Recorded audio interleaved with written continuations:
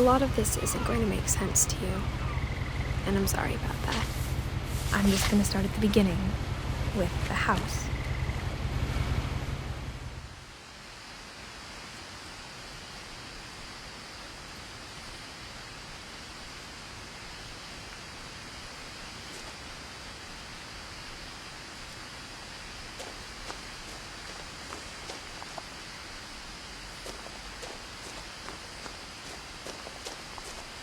I lived here until I was 11, but I wasn't allowed inside half the rooms.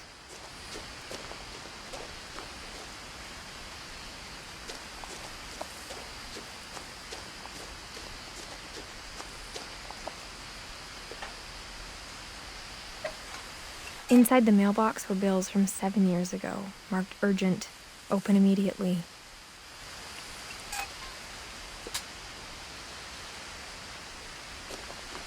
I hadn't been back since my brother Lewis's funeral.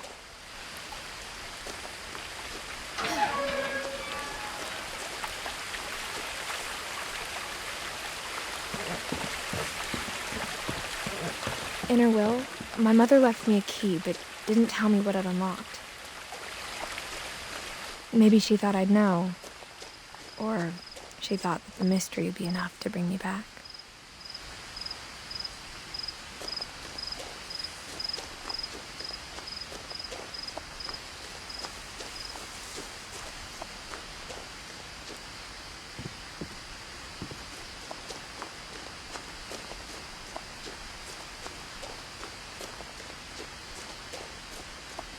No one had driven this way in a long time, but I saw a few hoof prints.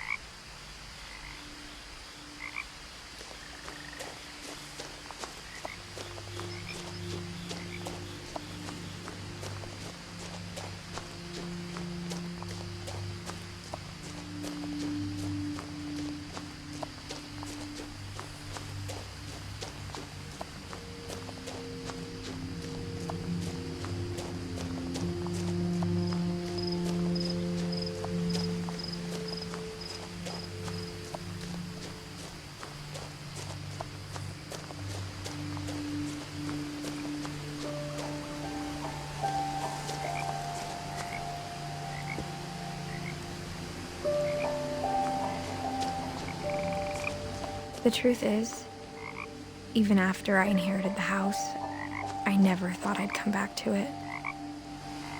But now I had questions about my family that only the house knew the answers to.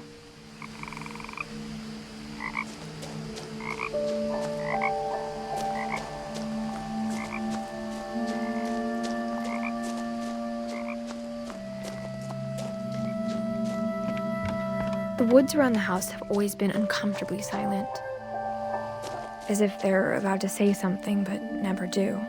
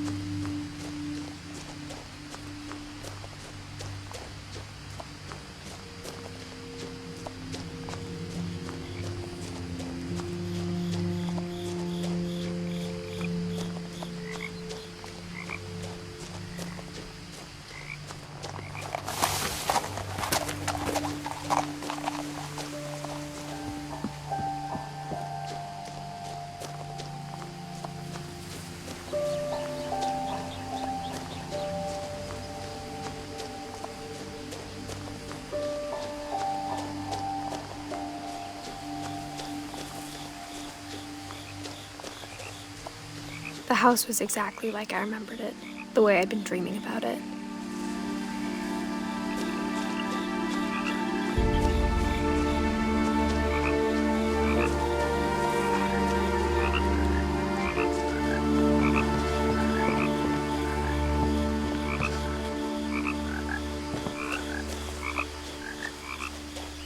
I asked Edie once about the dragon in the pond. She said it had killed her husband. I was 6.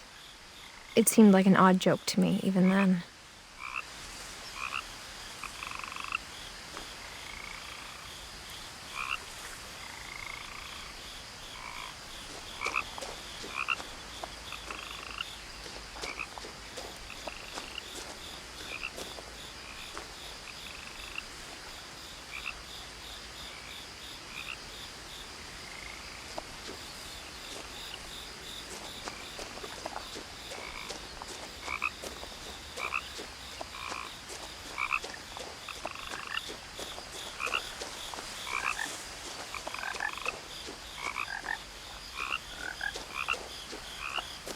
As a child, the house made me uncomfortable in a way I couldn't put into words.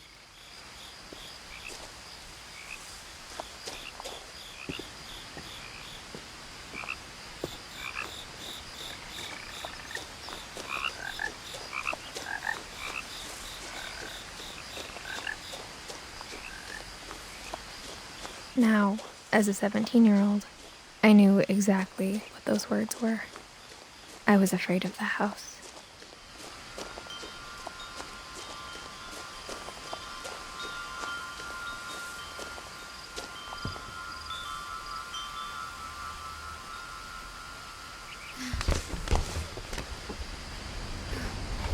Crawling through the doggy door used to be a lot easier when I was 11.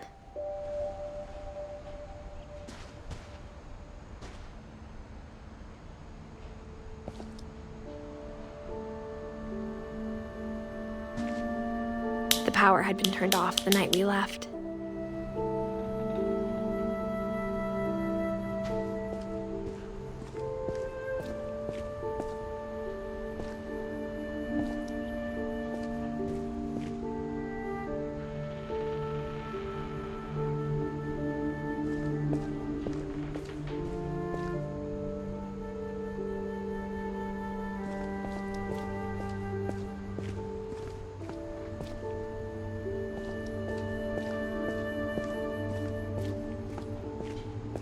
For the first time in years, I felt like I was home.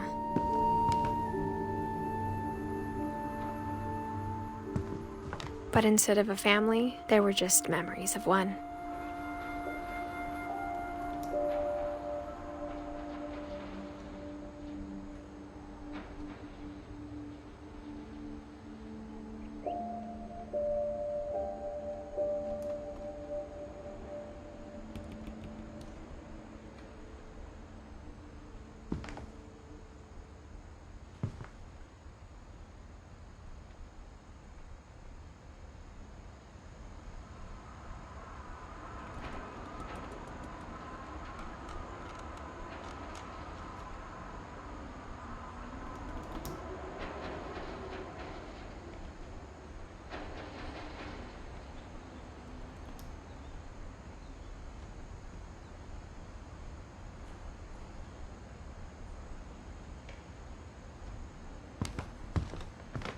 Like how after Lewis started working at the cannery, we all got sick of eating salmon.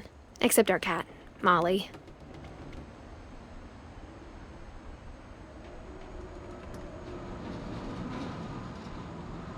Or how only one restaurant would deliver to our house, so we had Chinese a lot.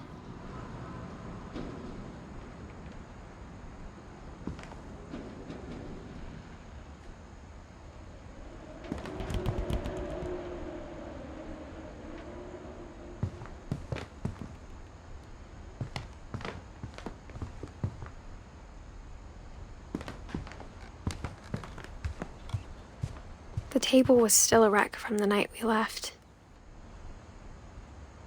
It was like a bomb had gone off, killing everyone but sparing the furniture.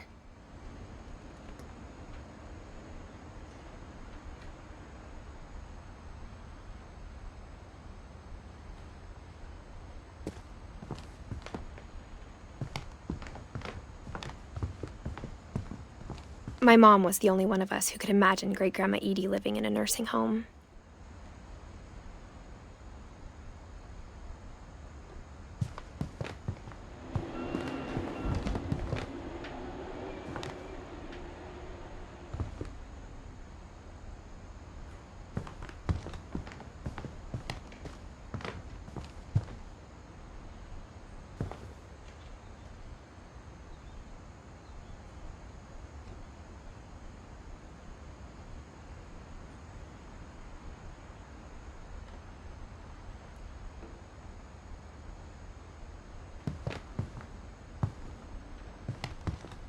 Nothing in the house looked abnormal. There was just too much of it, like a smile with too many teeth.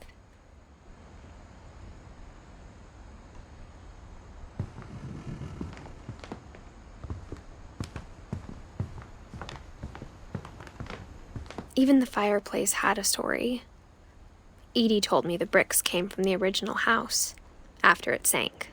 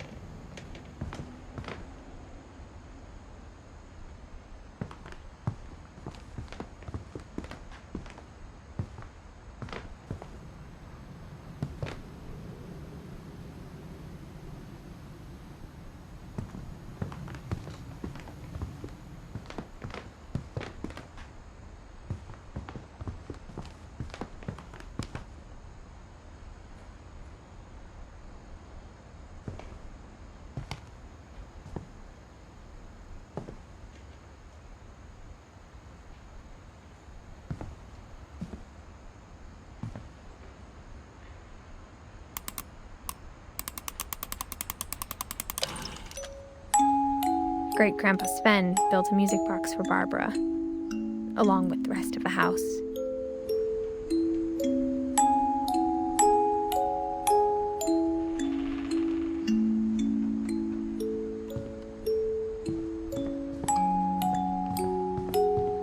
Mom always told me to stay out of the basement, so I wasn't too surprised when the key didn't fit.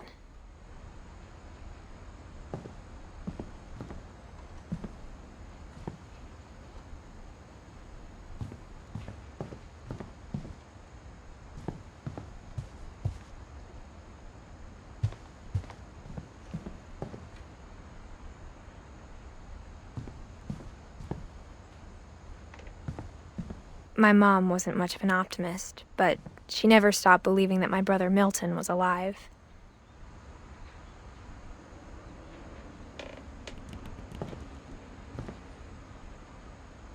A lot of things got left behind in the whirlwind of that last night.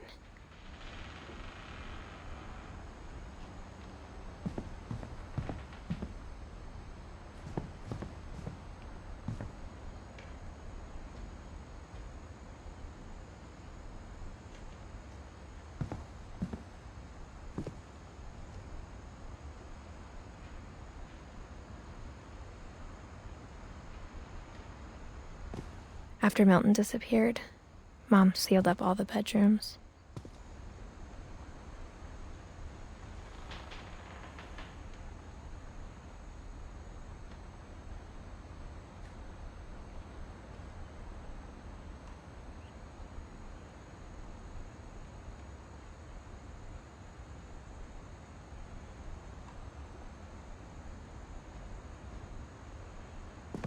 Then Edie retaliated and drilled peepholes.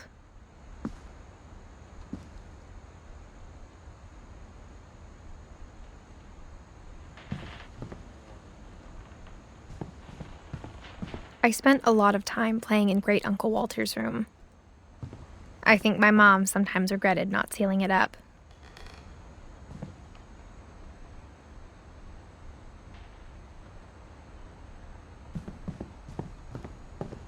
Lewis told me there were secret passages, but I never believed him.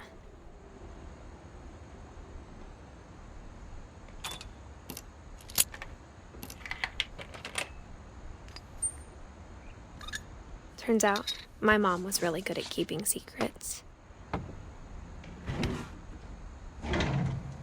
Now it was time to find out what my mom had been afraid of.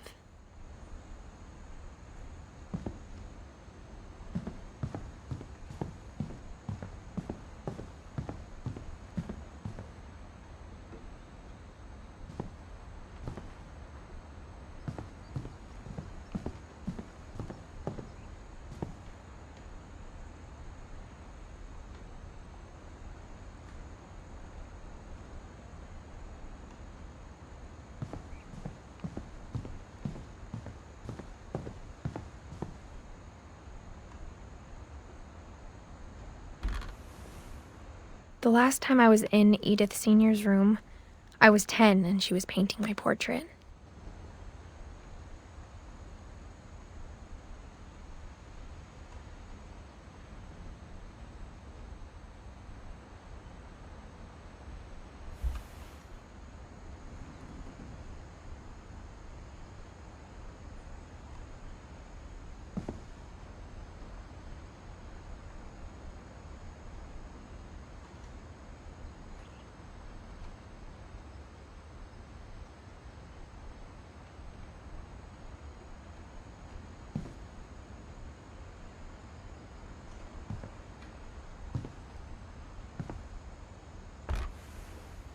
My Grandpa Sam spent 7 years sharing a room with his dead brother, Calvin.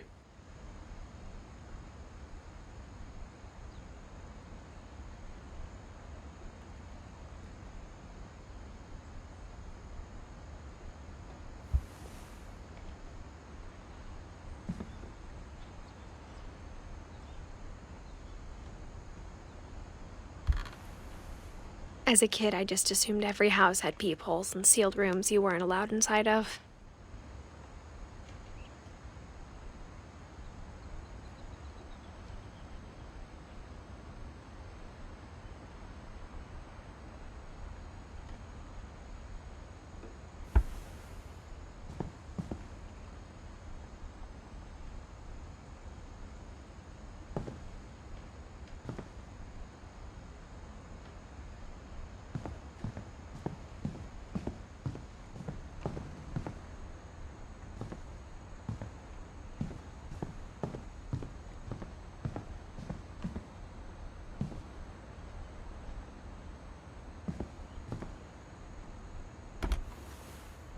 Barbara was a child star for 2 years, until America grew out of it.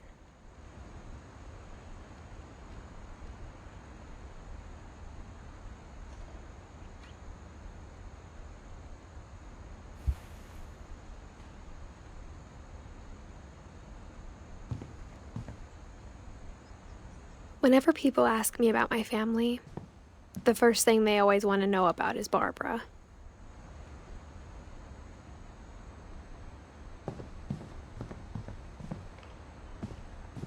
Mom must have locked the third floor stairs on the night we left.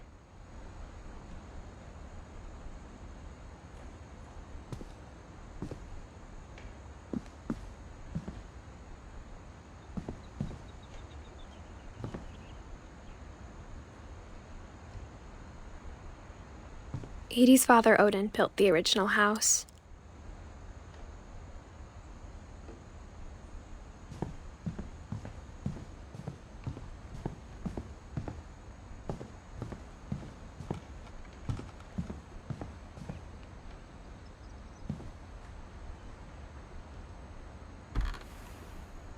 Molly always seemed like a girl I could imagine being friends with, if she hadn't died in 1947.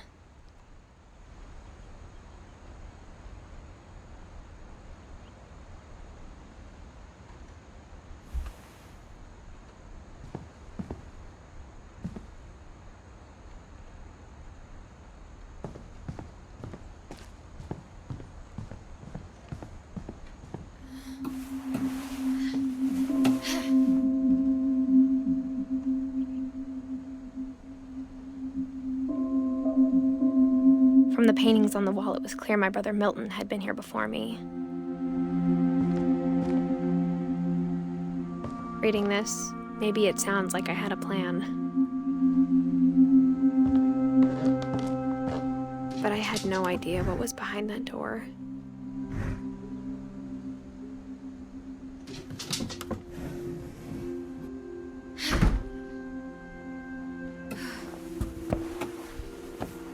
Just like I had no idea where all this was gonna lead.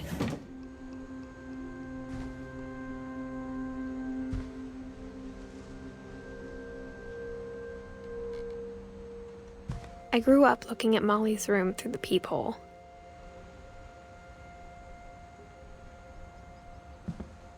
Being inside for the first time, I felt like I'd stepped behind a painting.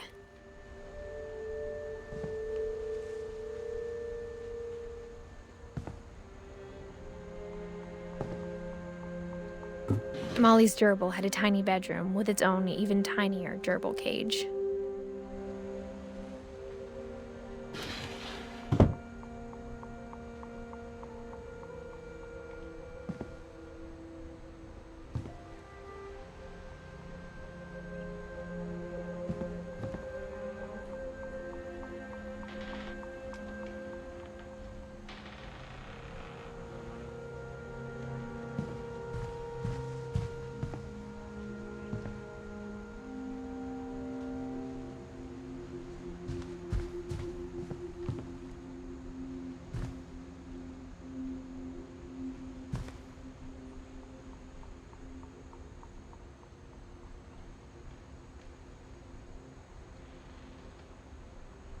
I got the sense Edie had spent a lot of time here before my mom sealed the doors.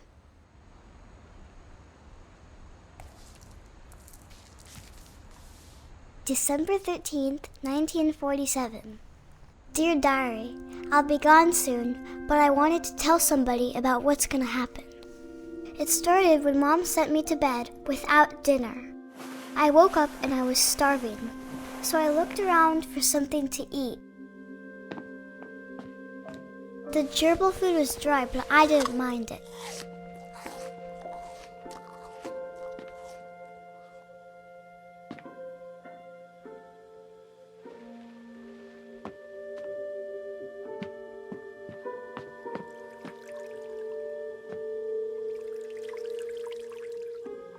I thought about eating Christopher, but I held back.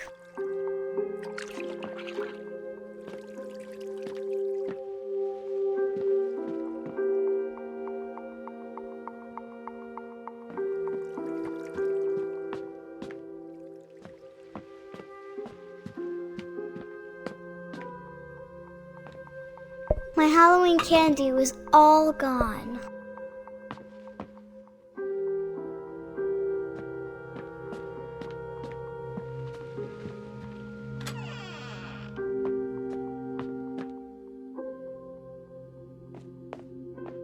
I ate a lot of things that night.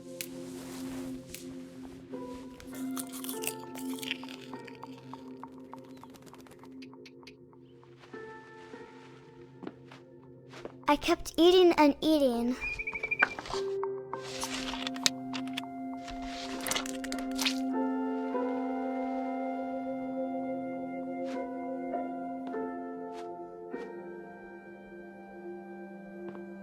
Then I heard chirping outside my window.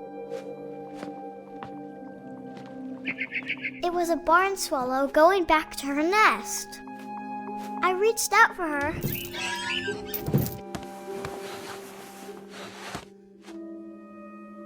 And suddenly, I was a cat.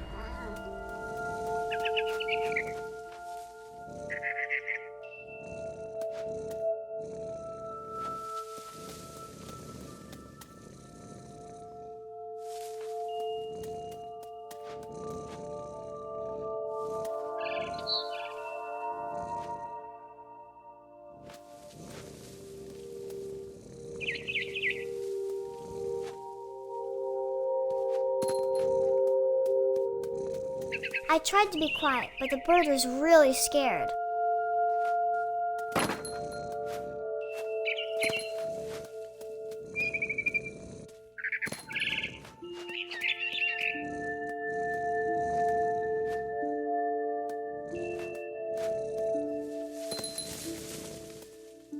Mom and Dad didn't even look at me.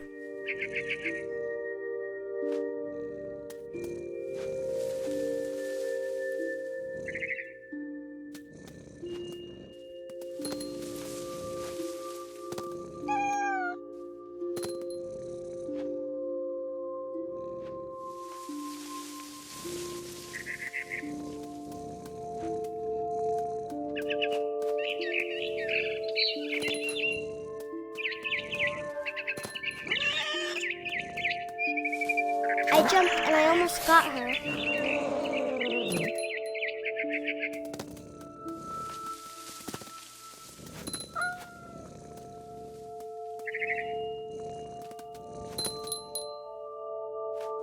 I could tell she was getting really tired.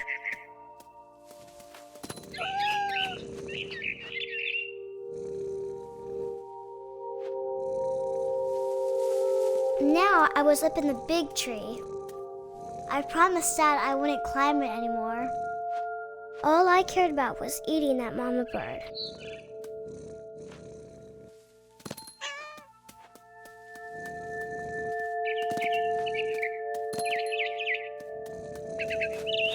I gobbled her up.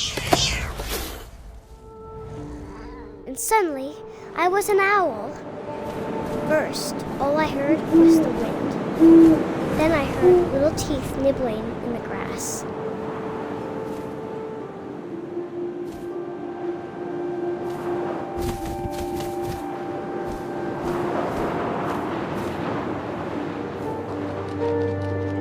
Rabbits.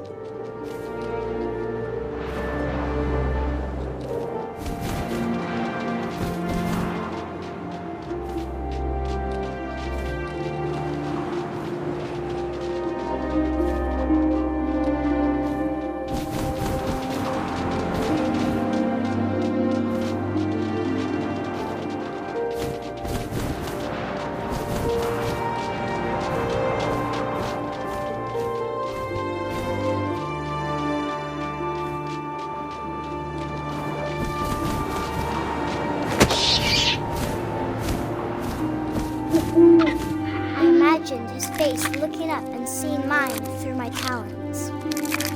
I swallowed him up, and I didn't chew one bit. Then I flew off to find something bigger.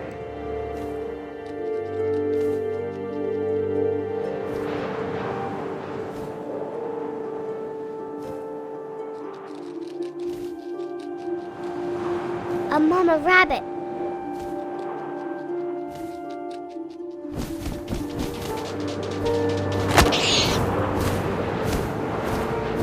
She was almost too big to carry. I started choking, but I couldn't stop eating. And suddenly, I was a shark.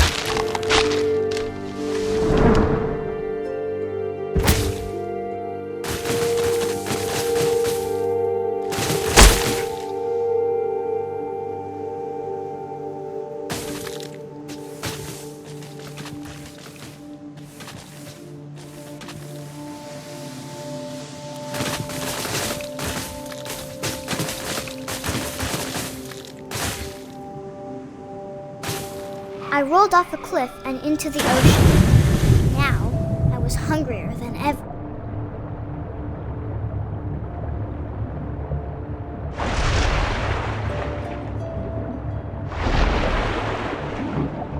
I wanted fat, juicy seeds.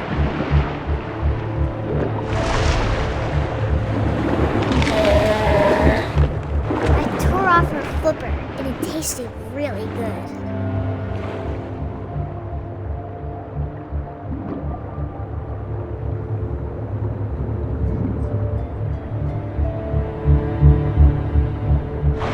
Grabbed on tight. When I was so hungry, I jumped out of the water. When I opened my eyes, everything had changed.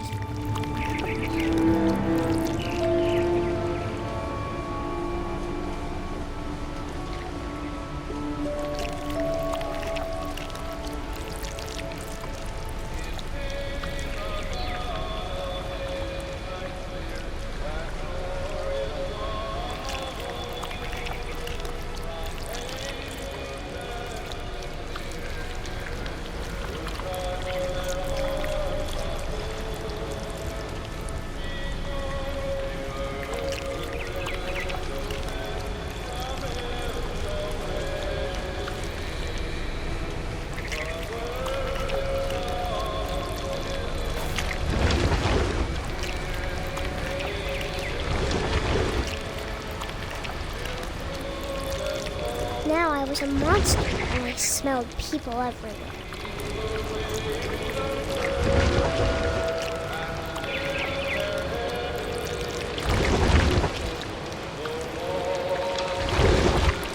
was big, but I moved real quiet.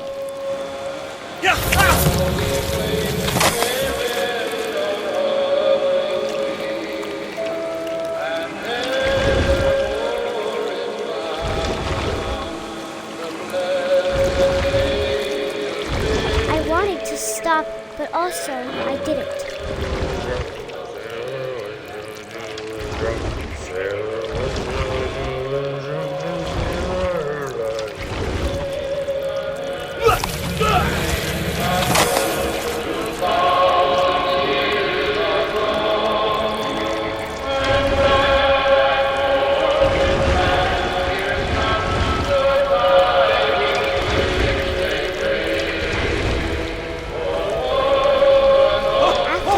Passenger, I was still hungry. And to cross the water, I saw something new. Something I had to have, so I swam towards it.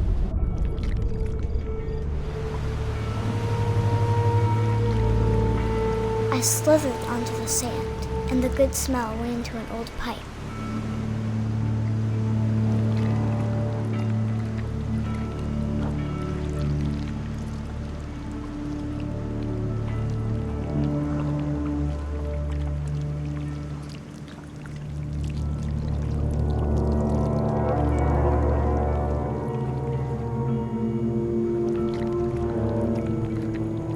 I got closer and closer.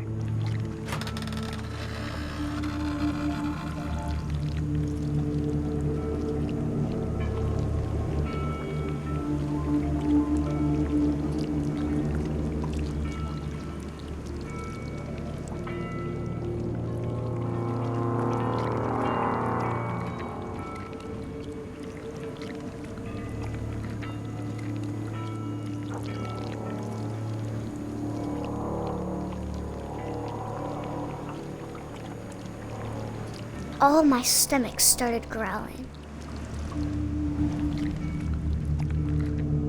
And suddenly, I was me again. I held my breath for a long time, but I couldn't hear anything. I think it's waiting for me to fall asleep.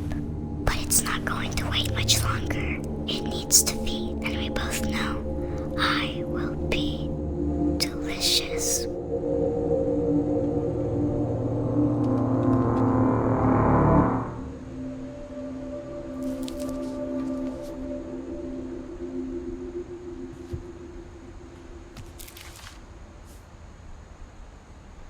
I'm not sure if I believed all of that, but I'm sure Edie would have.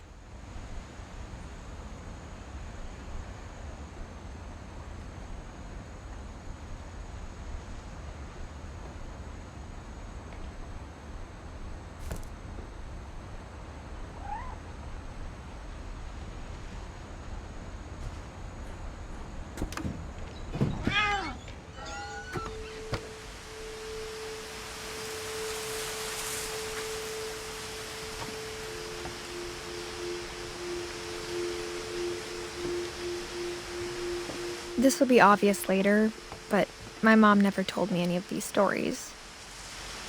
Edie would have, but Mom didn't like bringing up the past. Though, when we adopted a stray kitten, she was the one who named it Molly.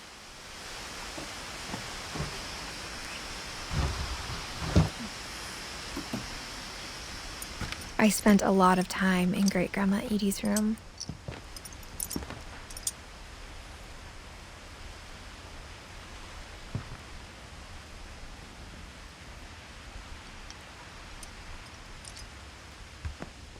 Her room was like a museum.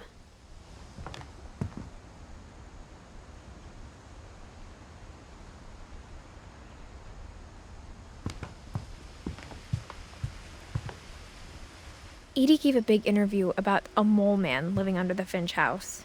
My mom was furious.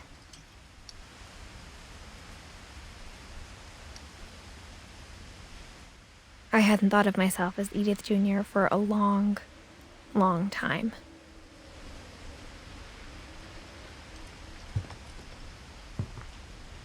One summer, they evacuated the island, but Edie refused to go.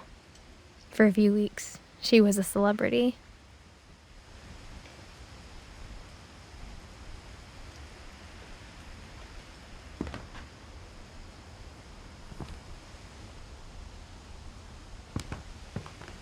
When Edie told people Sven was killed by a dragon, she could also have said he was building a dragon-shaped slide that collapsed.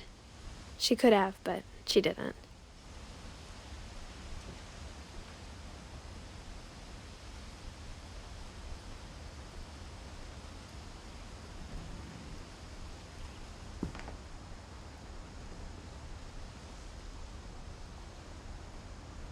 Even in her 90s, sometimes Edie seemed a lot younger than my mother.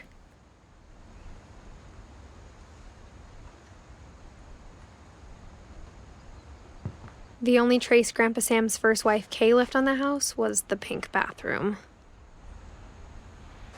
It was a pretty big trace.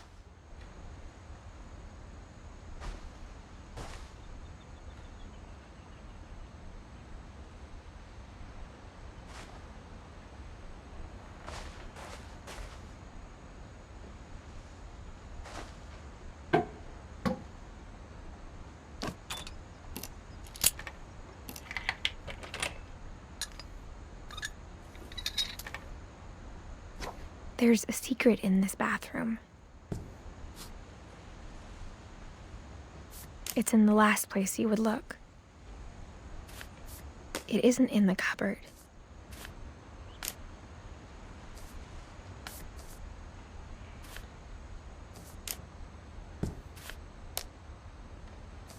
It's hidden in this book.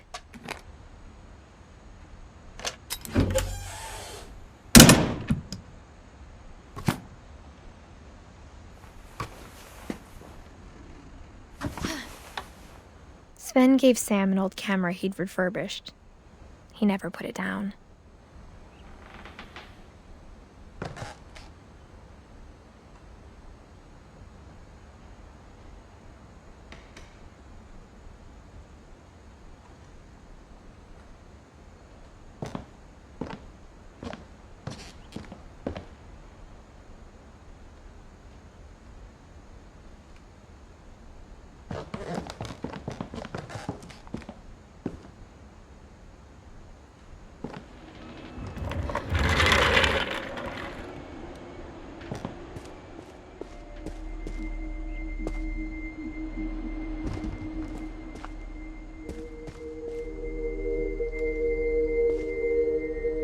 I knew Grandpa Sam had a twin.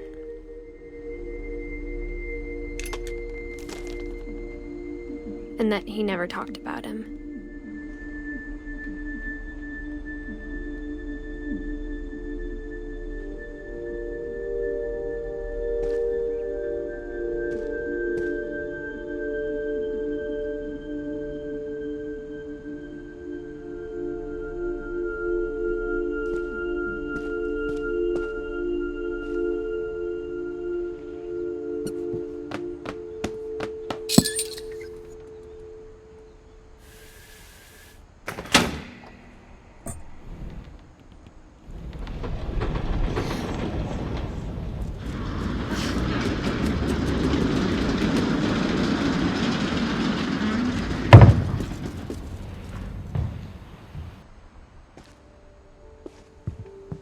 The passages were a pretty tight fit. They'd obviously been built for smaller hands and bellies.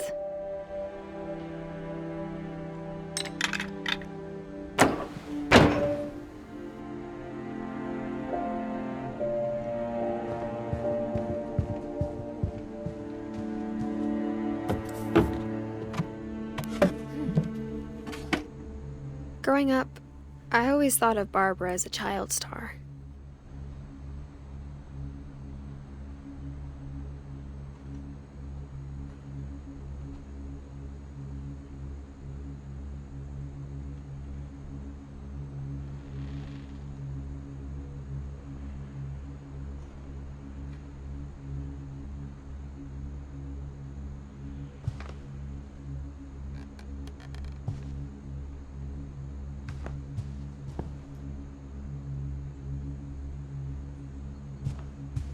I never thought about how hard it must have been for her afterwards.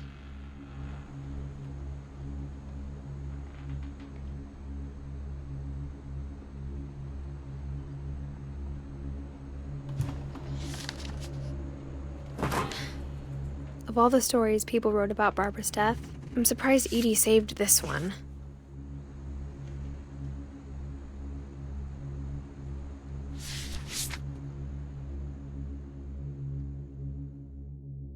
Old Jack here with another ghastly tale inspired by America's most unfortunate family.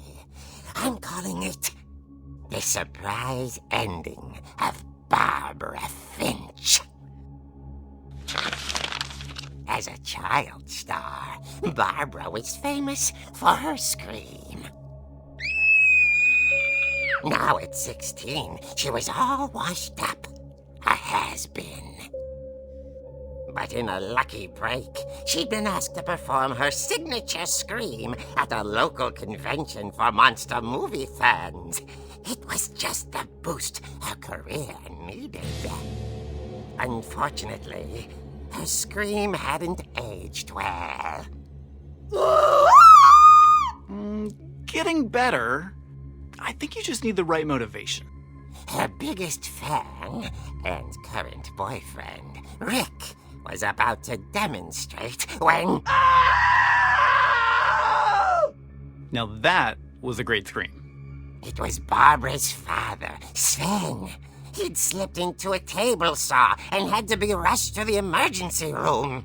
So Barbara got stuck babysitting her youngest brother, Walter. Her convention comeback was cancelled. Okay, I'm hearing frustration, but I'm not hearing terror. What if I tried... A gang of hoodlums in Halloween masks have been terrorizing Orcas Island tonight. Police are urging residents to... That came from the basement. You're right!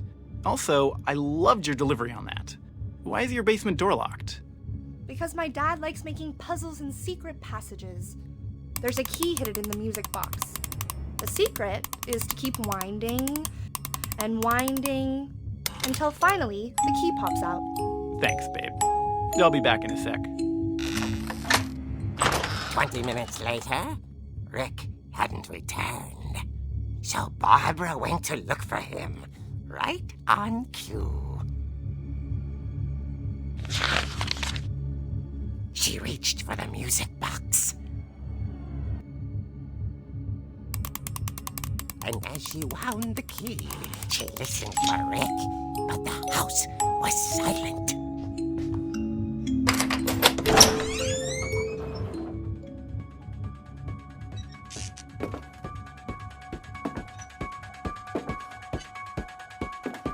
She found Rick's crutch and imagined the worst.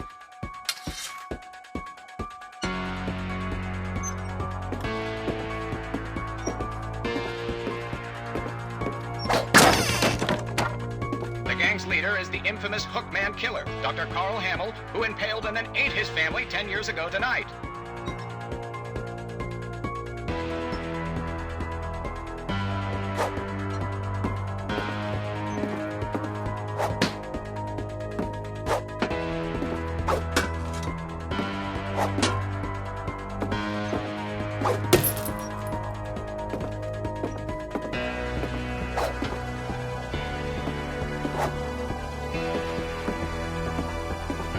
The old fridge rattled and grew still. Oh dear!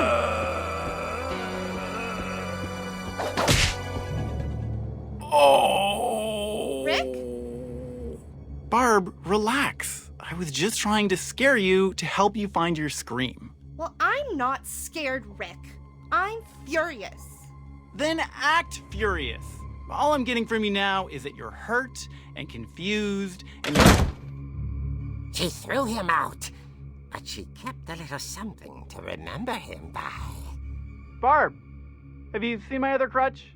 And she was still holding it when she fell asleep watching the late picture show.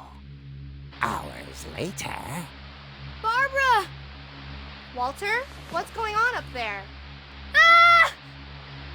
Okay, I'm coming up, but if this is a trick, you're dead, Walter.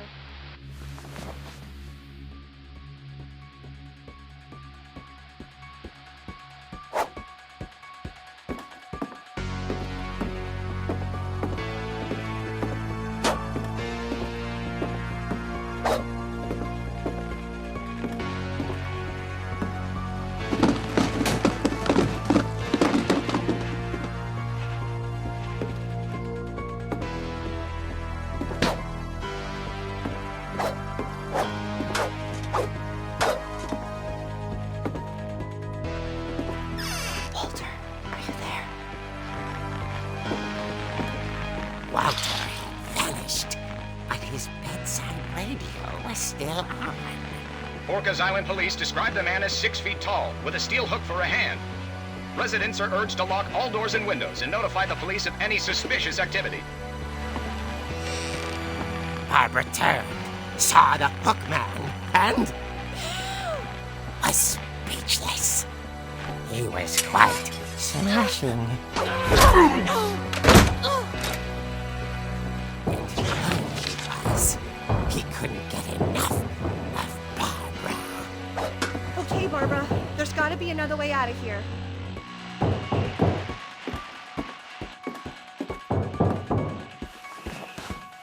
That night, she played her part beautifully.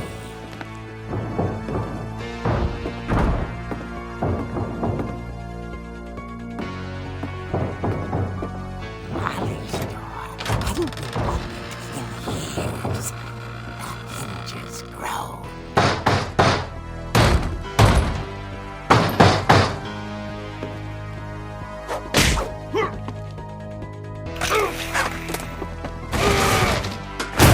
He wasn't moving, but she sensed the story might not be over yet.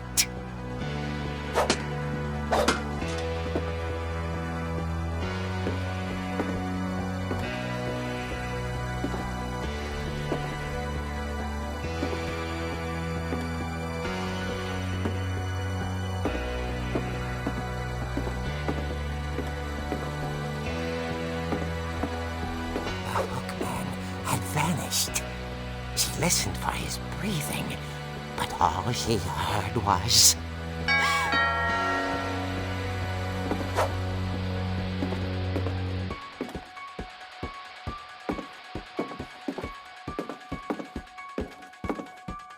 Someone at the door was dying to speak to young Barbara.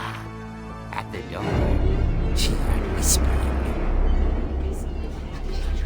It was coming from inside the house.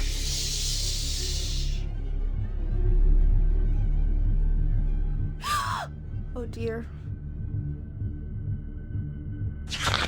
The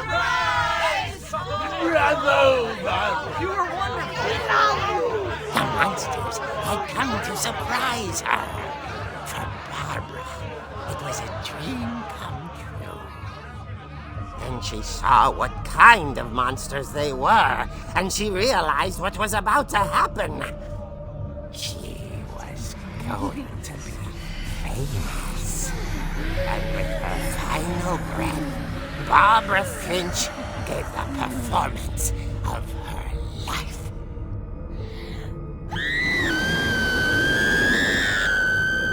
I wasn't there myself, but I hear Barbara was magnificent.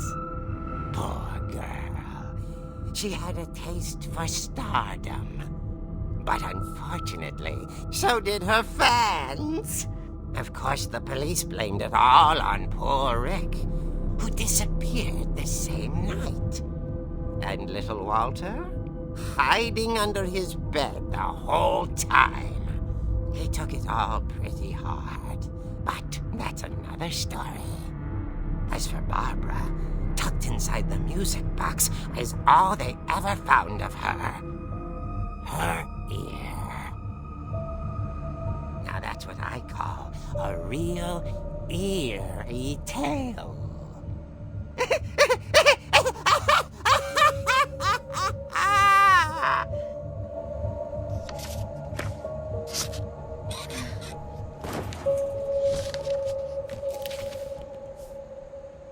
Edie told me all Barbara wanted was to be remembered, as absurd as that comic was. Maybe what Edie saw was a happy ending.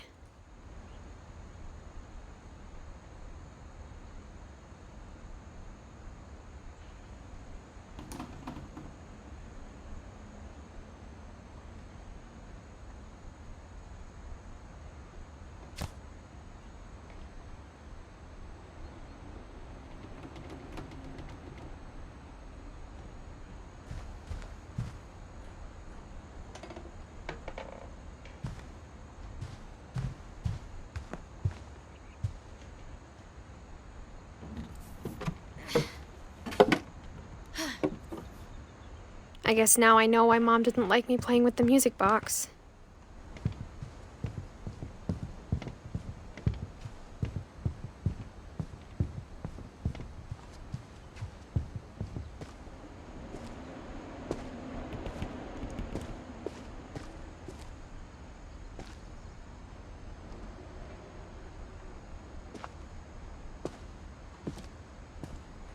I guess my grandpa didn't like history any more than my mom did.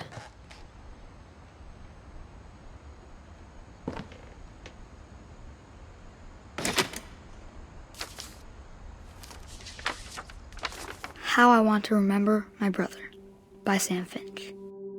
The thing I remember is that when he made up his mind, that was it.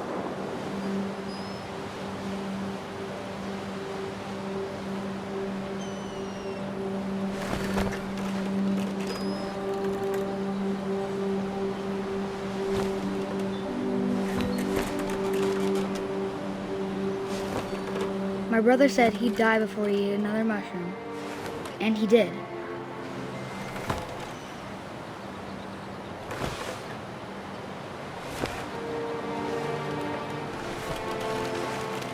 At Barbara's funeral, we swore we'd never be afraid again. And he wasn't. I think Calvin always wanted to fly.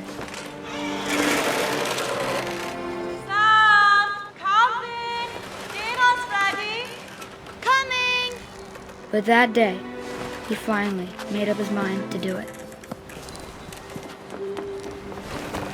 I told him going around was impossible.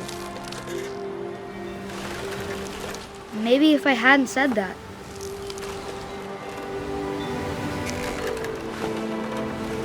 Alvin, I'm not gonna tell you again.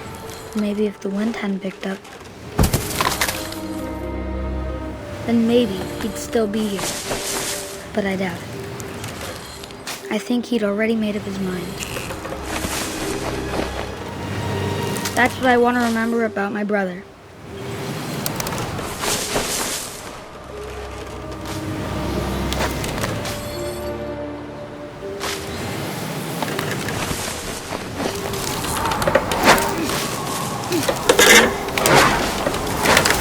The day he made up his mind to fly, and he did.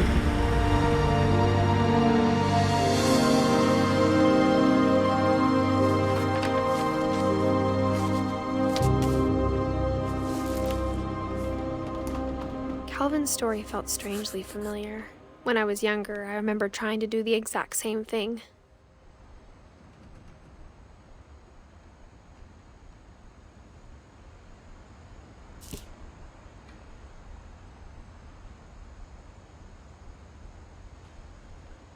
After the funeral, Edie roped off Calvin's half of the room.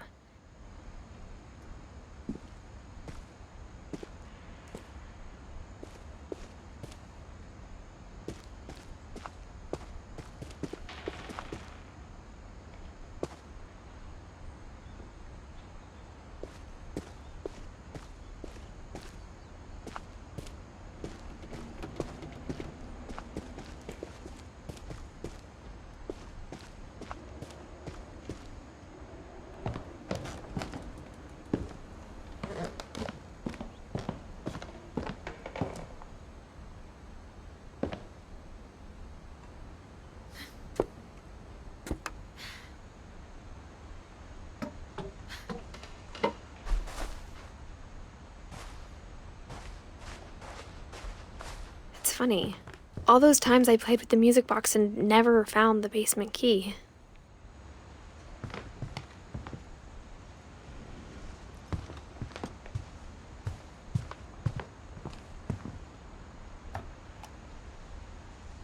For 500 years, the Finches have been famous throughout Norway for their fortune and misfortune.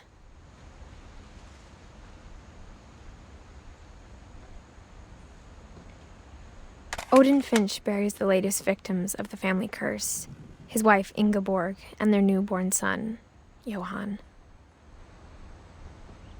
On January 7th, 1937, he set sail with his family and his house, hoping to leave the curse behind.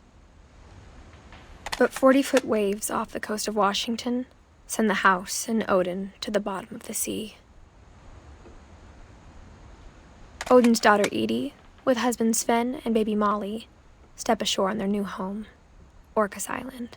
Odin Finch is the first to be buried in the new family cemetery. His daughter Edie is already dreaming of a new Finch house.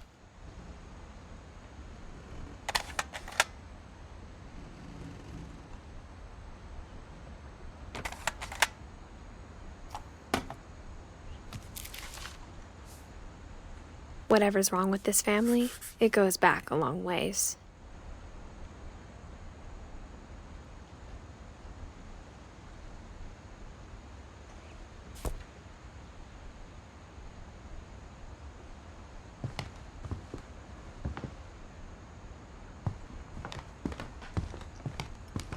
Edie knit me a new pair of gloves every year, just in time to replace the old ones. Louis died a week before we left, but Edie had already started to memorialize him.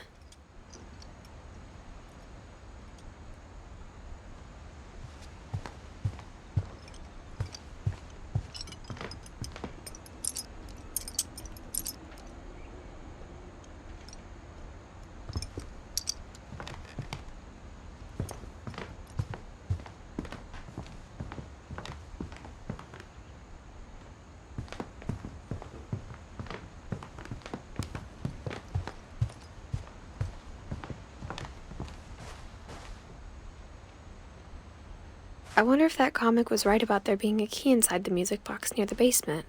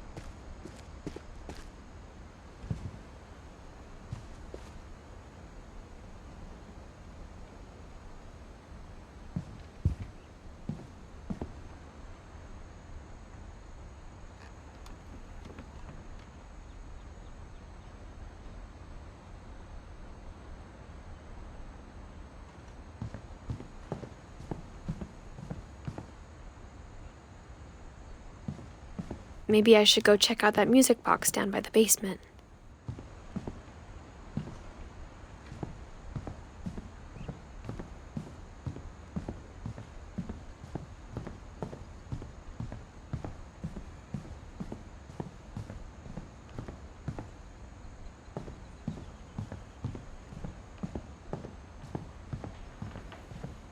If I keep winding the music box, maybe a key will pop out like it did in the comic book.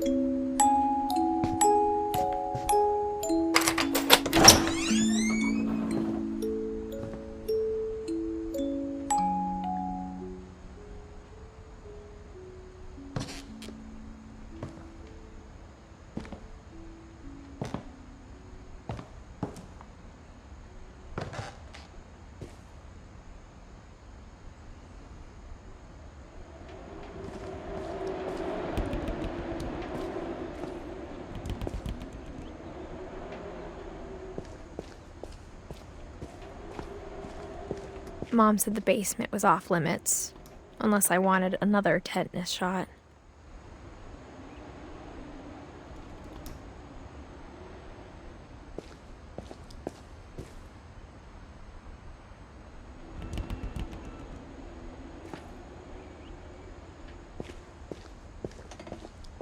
I saw Edie sneak down to the basement once, carrying packages.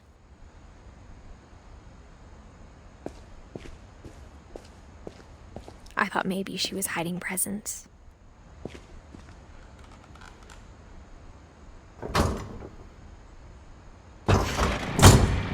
turned out she was hiding a lot more than that.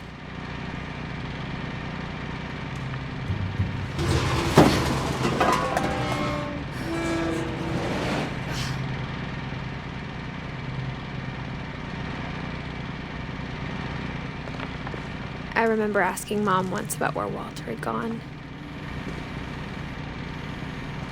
She said after Barbara died, he got as far away as he could. If there's a pattern in all these stories,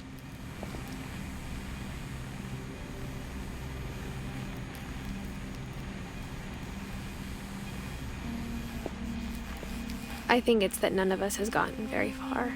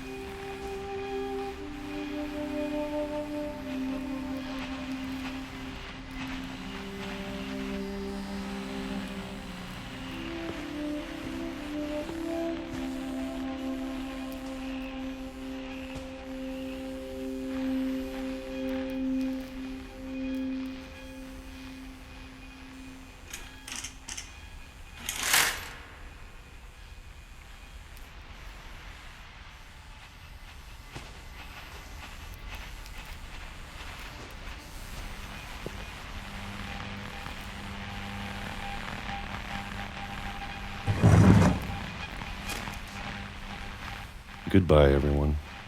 I can't believe I've been down here for 30 years. On that first day, after the shaking started, I didn't think I'd survive a week.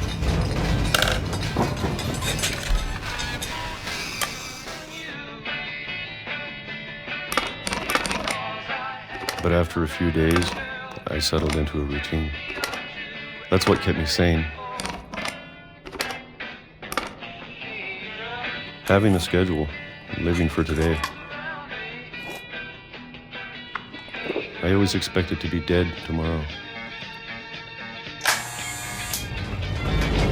But if you wait long enough, you get used to anything.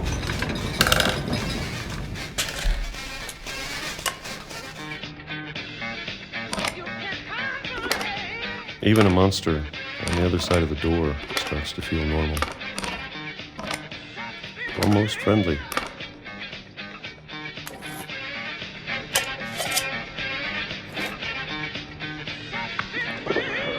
And then one day, everything just stopped. Whatever that thing was, it was gone. Maybe it got tired of waiting. Or maybe I just got tired of being afraid.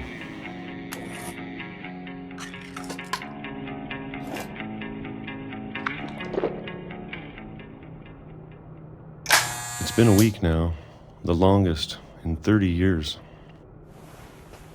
I'm done waiting. I have to leave while I still can.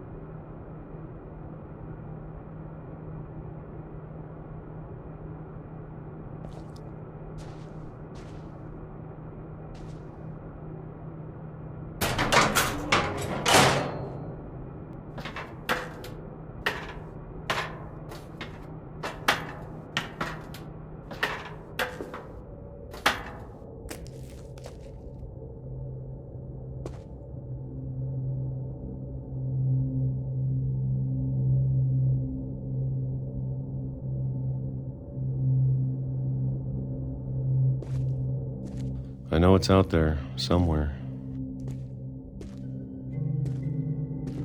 Whatever killed Barbara and Molly and Calvin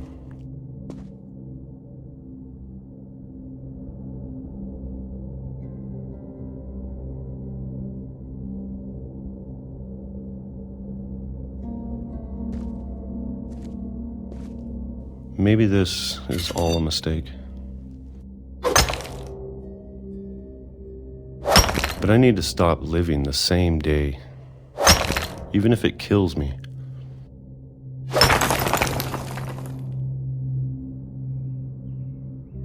Whatever's out there, I want you to know I'm ready for it. I'm going to appreciate all of it, especially the food. I don't mind if I only have a year left, or a month, or a single week. I'd be happy with one new day. I can already imagine the sun on my face.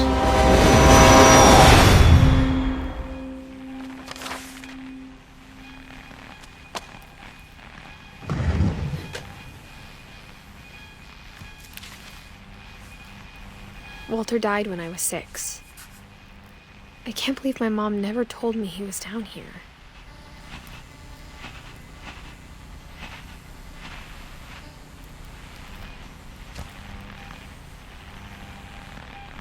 I'm sure my mom was trying to protect me.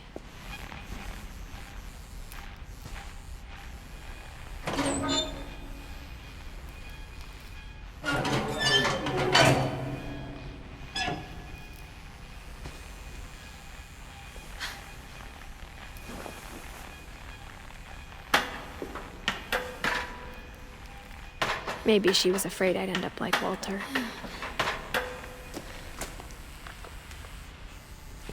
But if she never told me about an uncle under the house,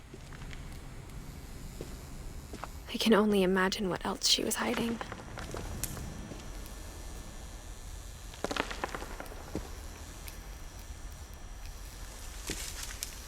I don't want to make the same mistakes she made.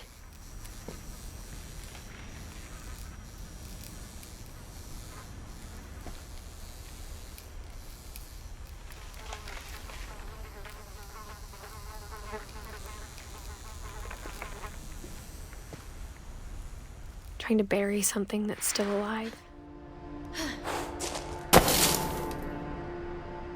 Now that there's only one of us left, or maybe 2,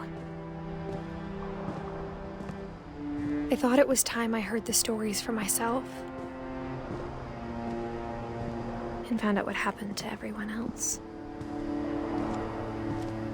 But now I'm worried the stories themselves might be the problem. Maybe we believed so much in a family curse, we made it real.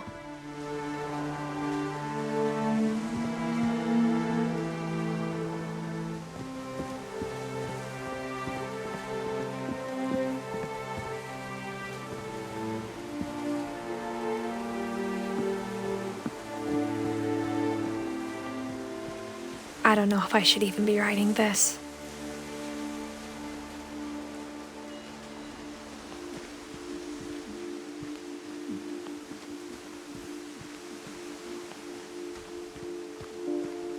Maybe it'd be better if all this just died with me.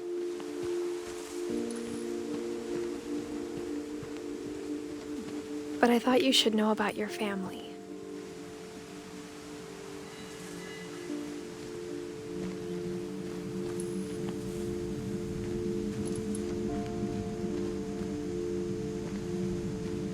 And the history you're a part of.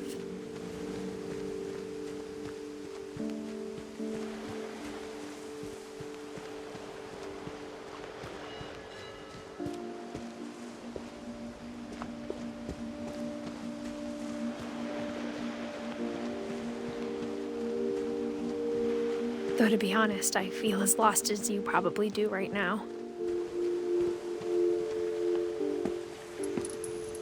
I think the people in these stories believed them, for what that's worth.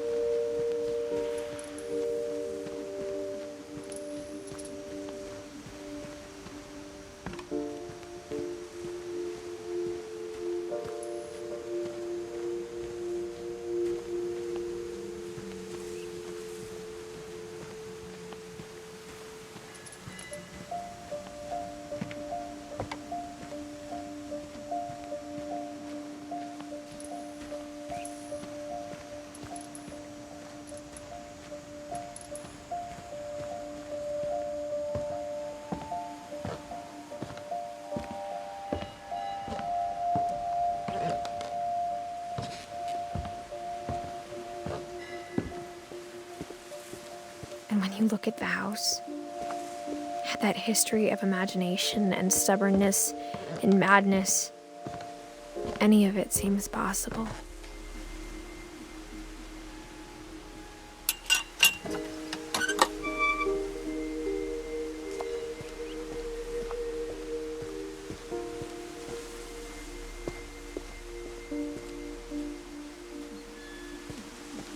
I think we've been surrounded by death for so long, we've just gotten used to it. What kind of family finishes building a cemetery before starting the house?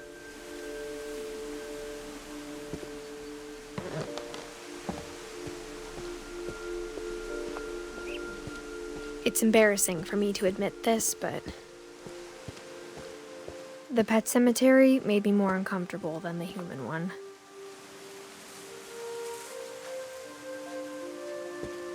Three of the gerbils were mine, and 2 had been my fault.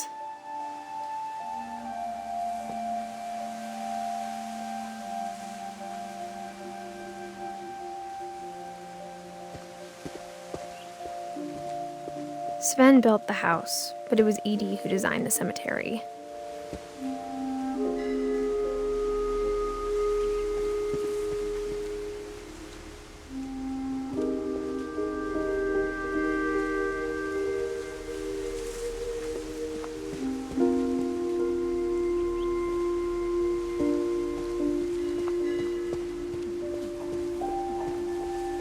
I'm sure Odin's monument had been Edie's idea. My mom was always trying to move on, but for Edie, the past never went away.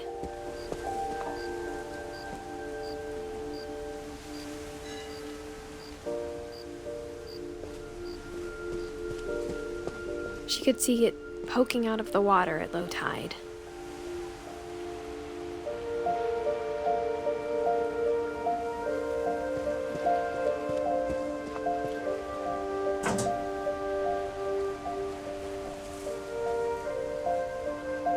Edie said she dreamed about the old house every night.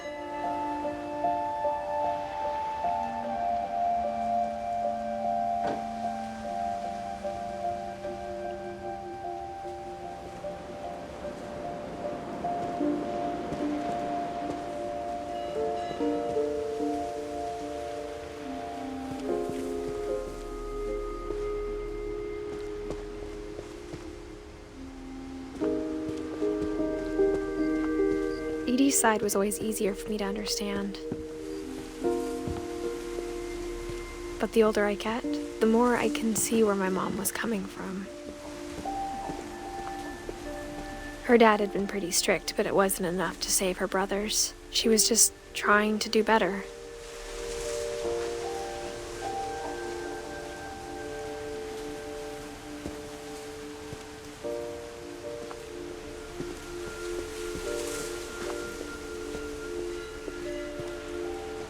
She lost 2 of her brothers, just like I did. I get why she tried so hard to protect us.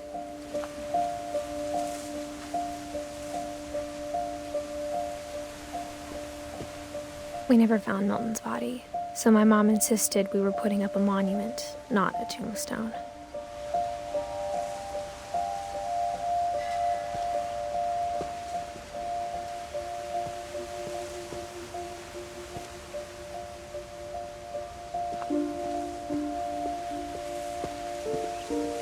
There's so many things I wish I could ask my mom now. Part of me thinks this is what she wanted all along. For me to come back someday and find everything out for myself.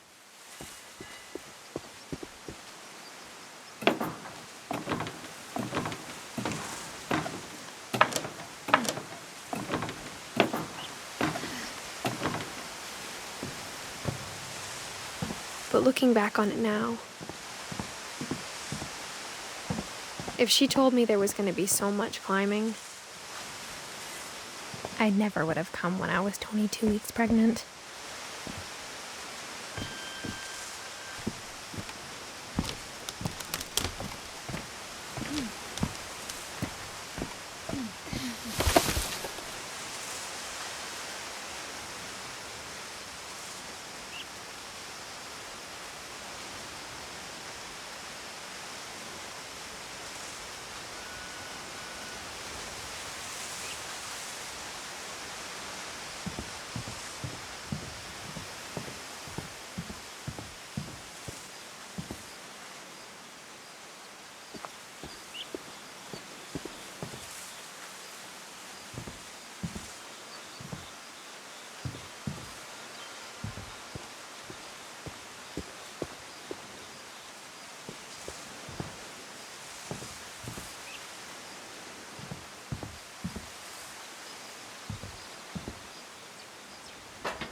I never met Grandpa Sam, but I think he and my mom had a lot in common.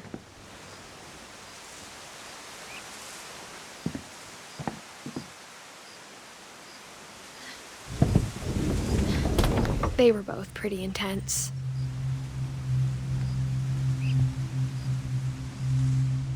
Sam spent his life shooting photos, but Mom said he got nervous being in front of the camera. I guess we're all afraid of something.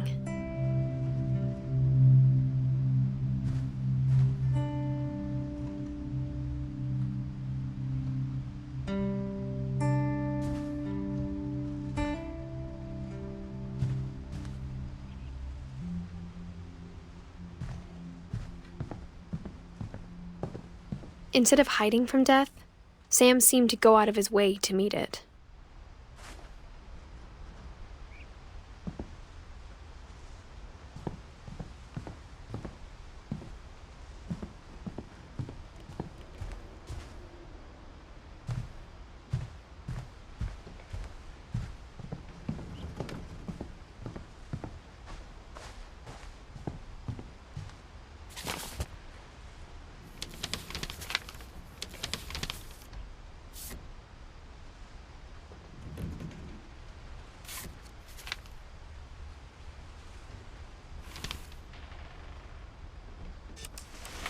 Dawn, I promise, you'll never forget this weekend. Yes, sir. These memories are gonna last a lifetime. What? Am I gonna have to shoot anything? It's a hunting trip, Dawn. Shooting is strongly encouraged.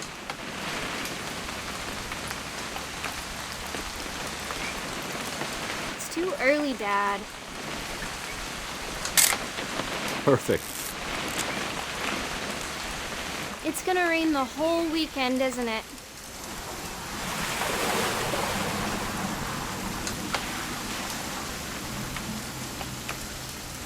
I will never forget this weekend, Dad.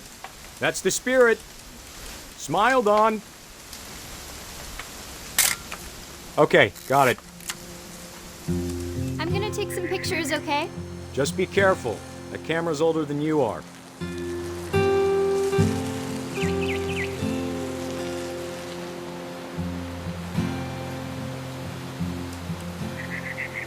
You're right, Dad. It's starting to clear up. Still freezing, though.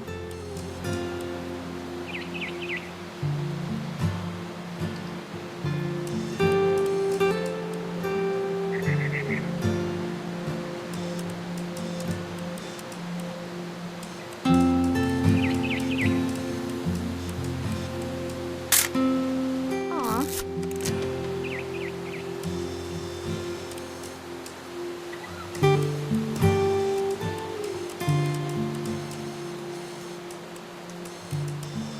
Definitely should not have drunk all that coffee. Hold still up. Hey! That's a keeper. I'm just saying, I'm not always gonna be here, Dawn. You'll need to remember this stuff, if you want to survive. I'll be fine, Dad. You know who else thought he was gonna be fine? Some guy who died. Dawn, I'm being serious. I know, Dad. You're always serious.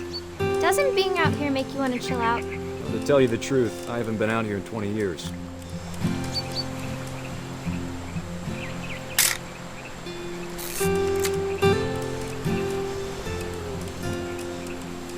Last time I was with my brother Calvin. Man, that was a great trip. Your grandpa Sven taught us how to fish, how to build a fire. Dawn, don't you think you could find something more interesting to photograph? We found an old logging trail. There were deer everywhere. I bet if I could remember where that trail was, we'd spot a buck for you in no time. Give me a minute to check the map.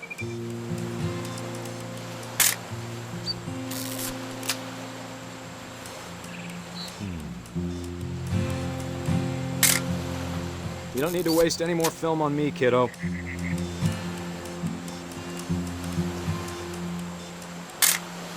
Let's see.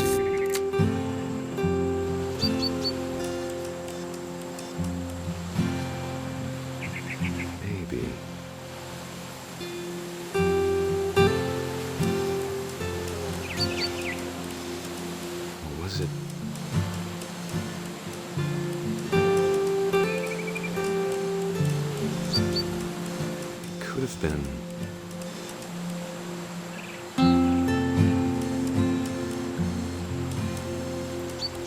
Dad! Good eyes, Dawn.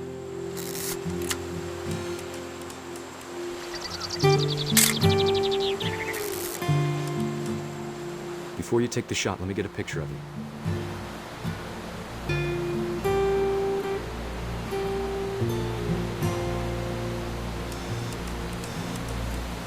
Dad, I... Just breathe. Turn off your imagination. Focus on your target.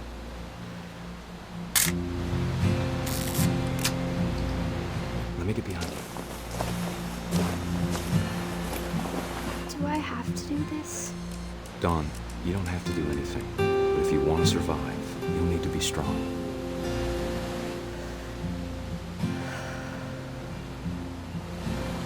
Now keep yourself squared up, elbows down, like we practiced, whenever you're ready.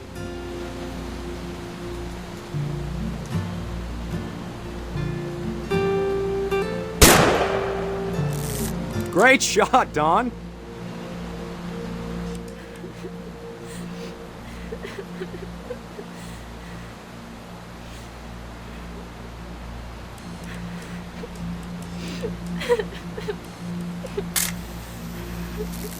I'm proud of you, Dawn.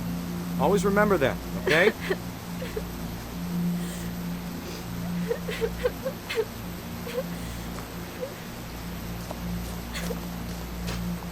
Sorry, Dawn. Just gotta reset the timer.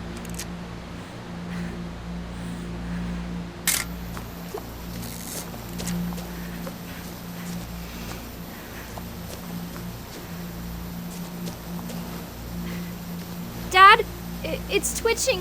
I think That's it's totally so... normal, Dawn. Just focus on the camera. Try not to think about... Dad!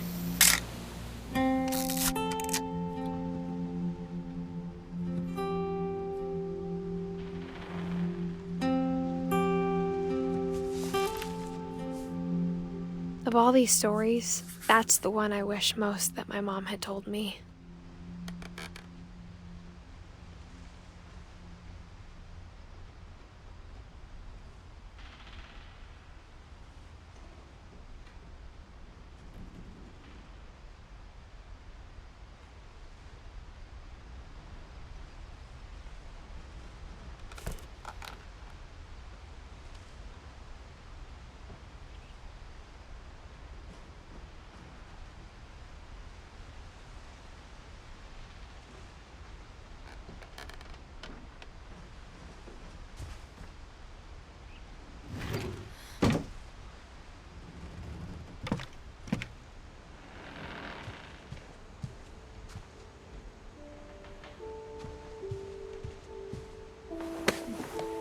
After Sam died, my mom and Edie got really close.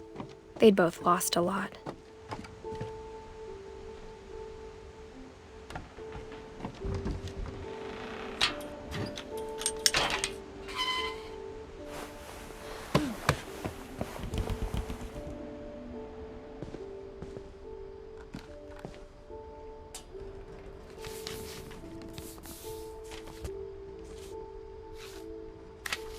Dear Kay, do you remember the way Gregory used to laugh when he thought he was alone?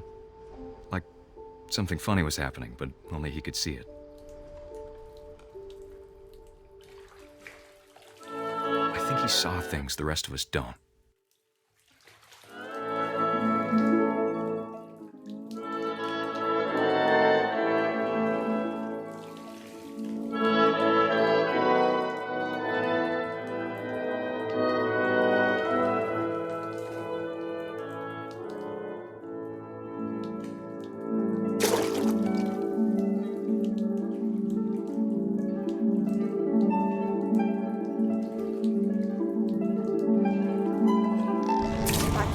Gregory, it's time to...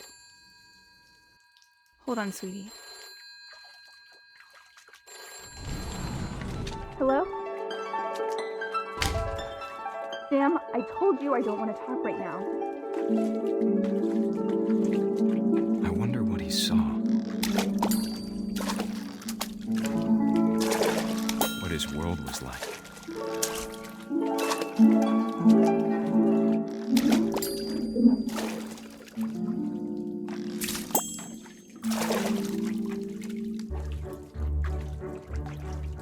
He reminded me so much of Calvin.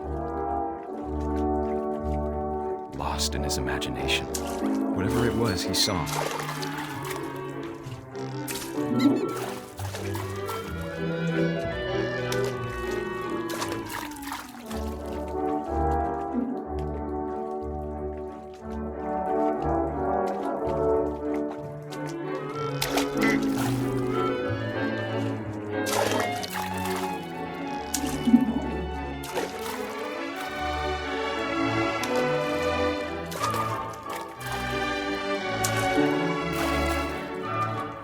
It sure made him happy.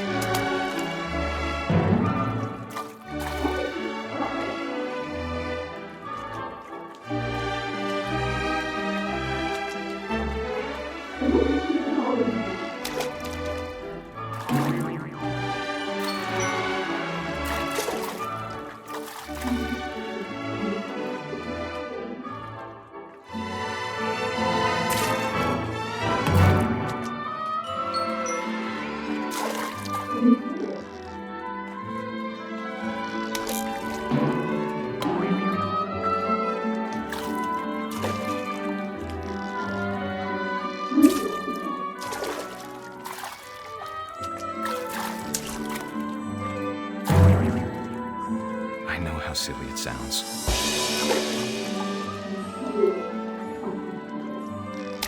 That I worried about a baby being too happy. But I could feel her slipping away. Sorry about that, Gregory. I know you did everything you could. Maybe if I hadn't called that night. Damn it. Hold on, I don't want Gregory to hear this. I wish he could have told us about the world he saw.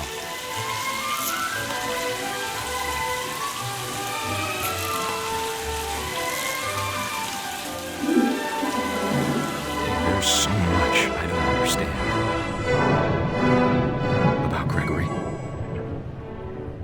about everything.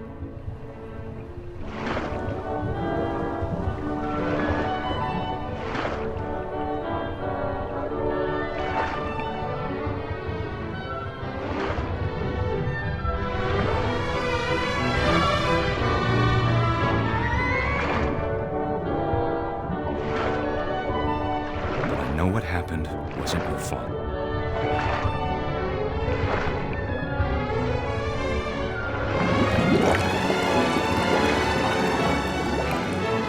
I'm sure he's happy. And he'd want you to be happy too. Good luck, Kay. Love, Sam.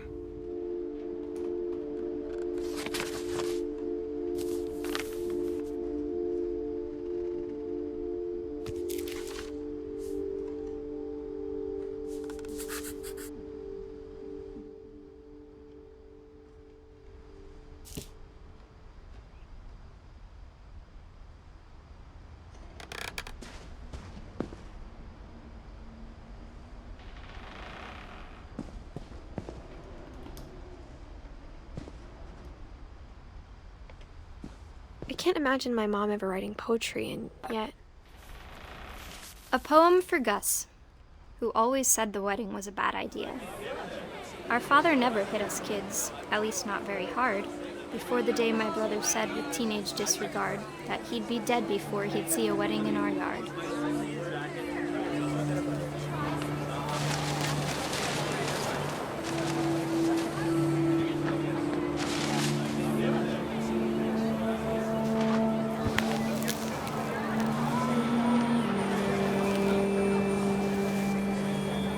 My father made him come, of course, but Gus stood far apart, just flew his kite and bottled up the storm inside his heart.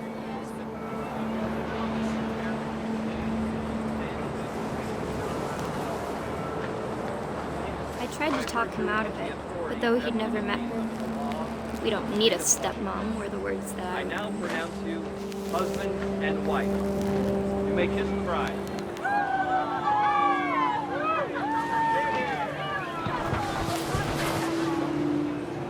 When the time for photos came, Dad ordered him to come here. But Gus declined, and as a sign held up his middle finger.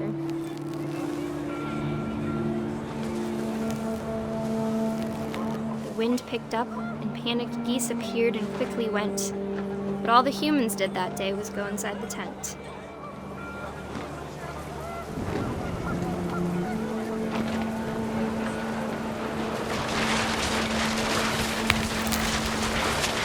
Rain came down in buckets then, but no one seemed afraid that nature might destroy the tent our dad had crudely made.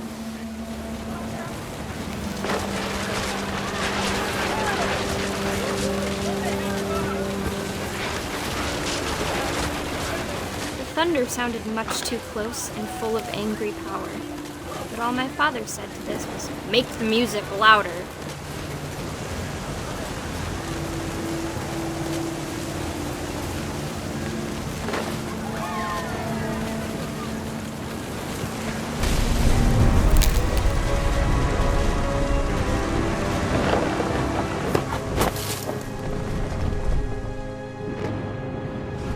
I wish that I could truly say I thought about you on that day. Out there on the beach alone, just you, the wind, the sea, and foam. But I didn't, until we found you.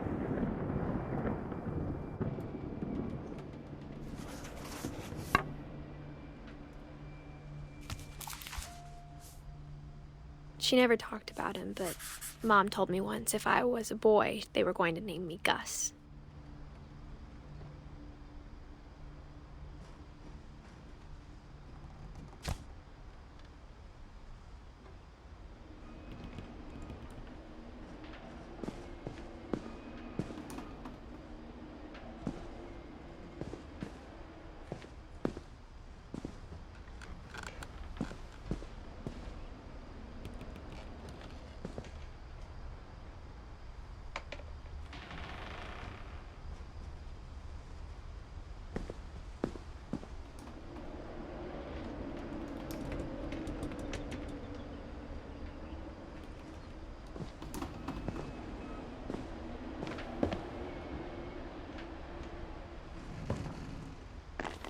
My mom moved up to the loft after her brothers died.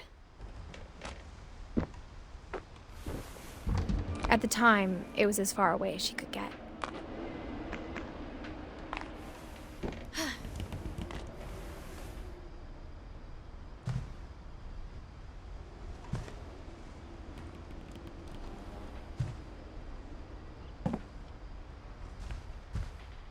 She spent a summer building houses in Calcutta, where she met my dad, Sanjay.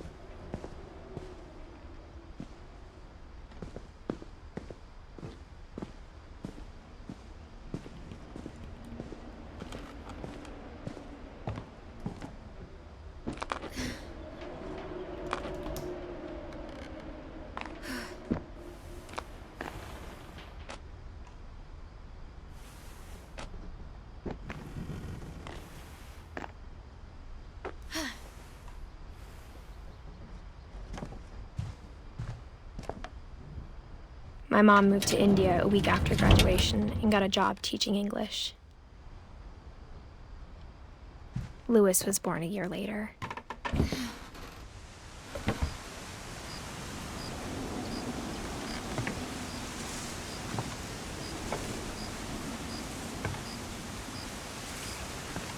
When my dad died, I don't think Mom knew where else to go.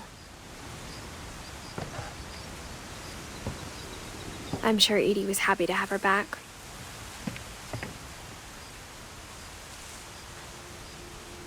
And to see kids in the house again.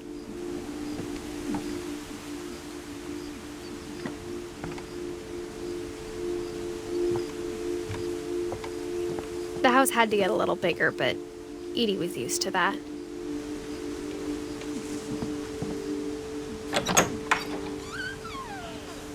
And for a while, things were good, almost normal.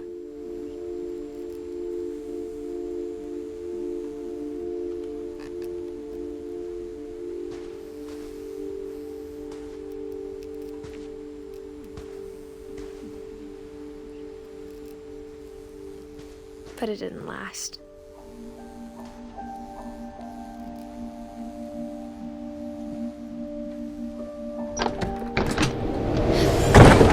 The beginning of the end was Milton's 10th birthday, when Edie gave him a castle.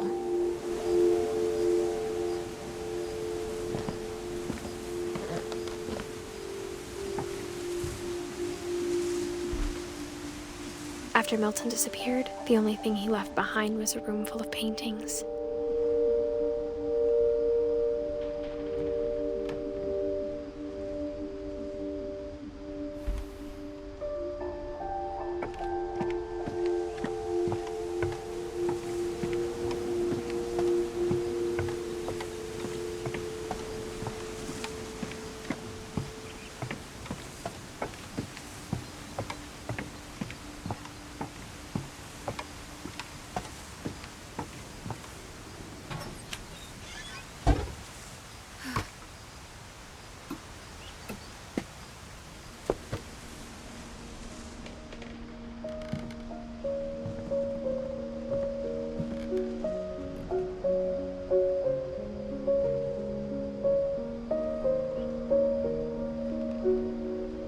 I think Edie was happy to finally have another painter in the family.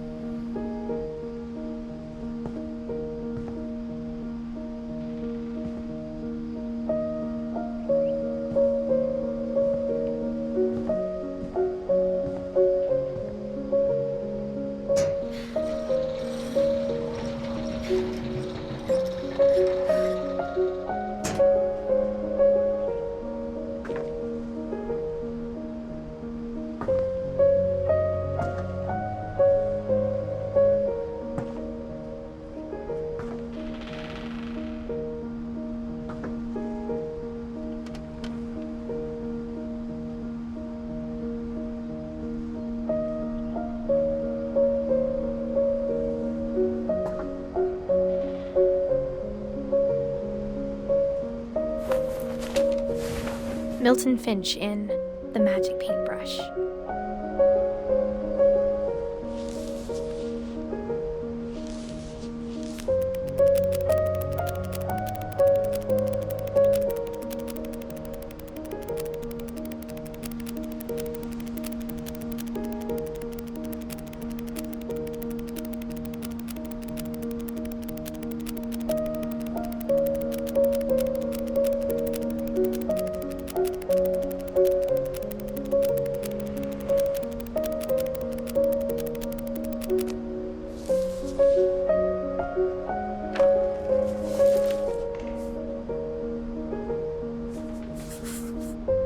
I was 4 when Milton disappeared.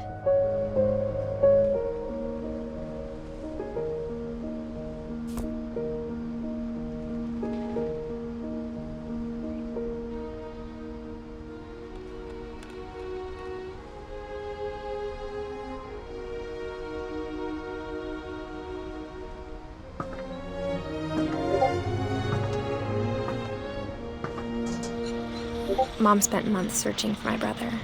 Then she sealed the doors.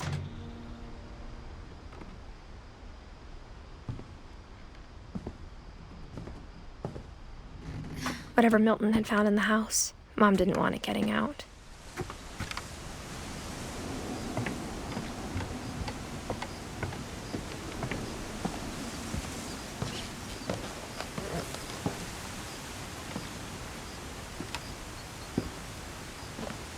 Mom definitely blamed Edie, but I think Louis blamed himself.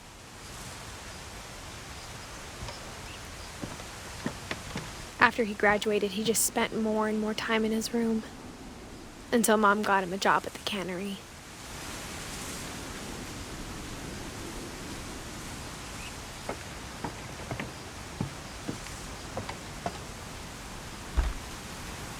Everyone always told me to stay out of Louis's room. Except Louis.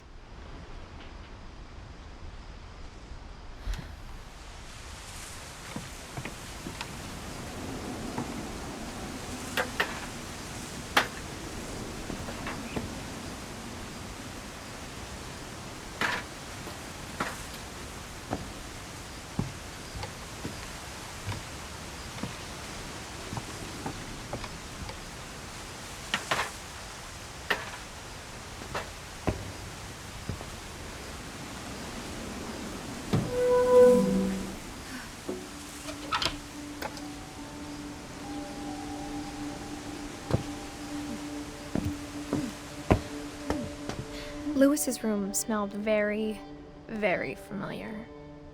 That part of him lived on.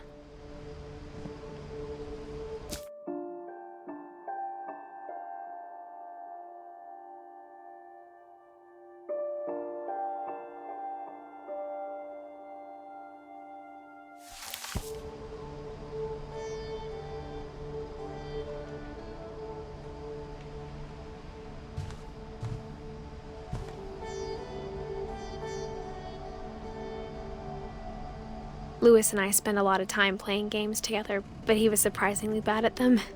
He died a lot.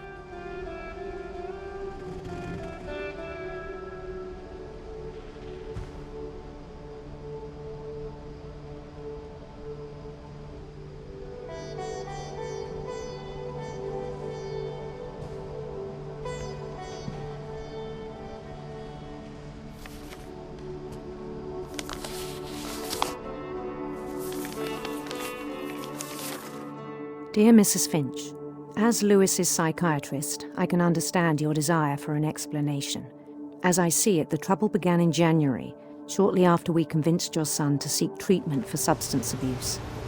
Newly sober, I believe Louis first noticed the monotony of his daily life.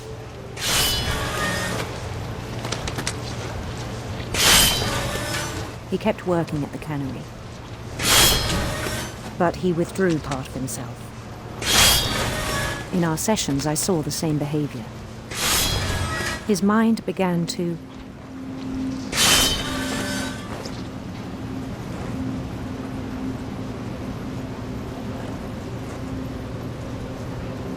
wander.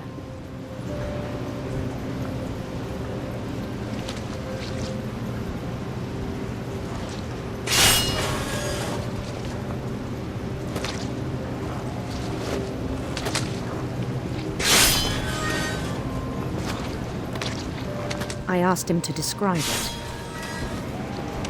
He said he started small, imagining a labyrinth. He'd feel his way about.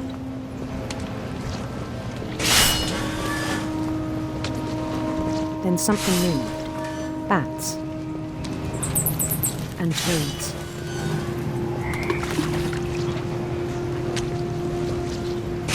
And things that have not names.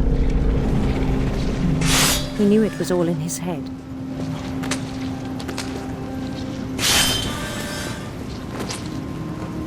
But he took it very seriously. I had hoped he'd find himself.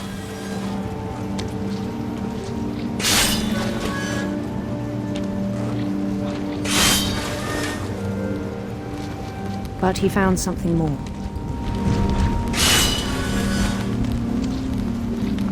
I worried about him then. Daydreaming at the cannery, I spoke with his boss. But he said Lewis had become a model employee. Methodical, tireless, focused. Like a whole new Lewis. So I let him go on.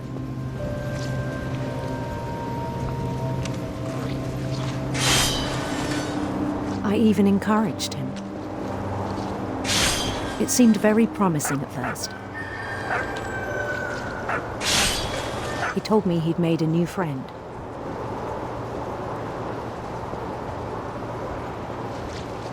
On the edge of a city he named Louis Topi.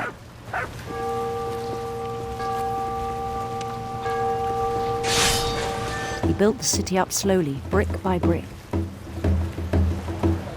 Then he made musicians.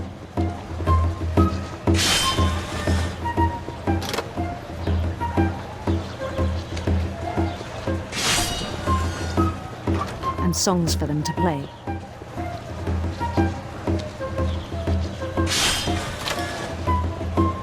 He talked about starting a band.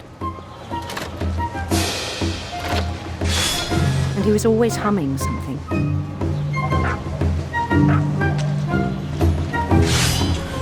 Every day his imagination grew stronger.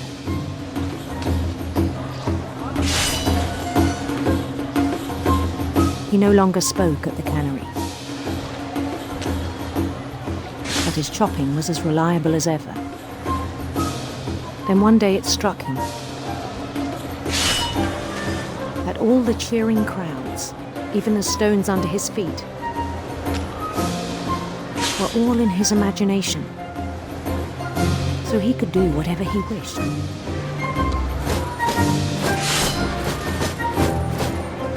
He held an election for mayor. And he won. They begged him to stay, but his mind was already wandering. It became a game for him.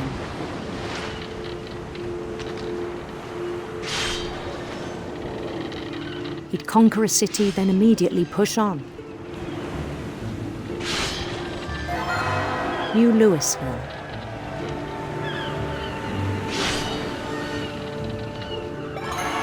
St. Louis. He started drifting away from our reality.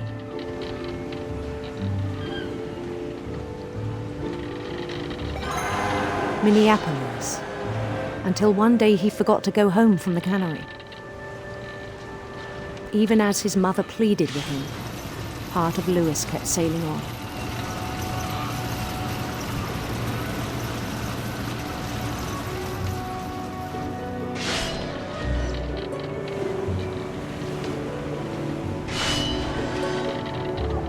In Lewisburg, he heard rumors of a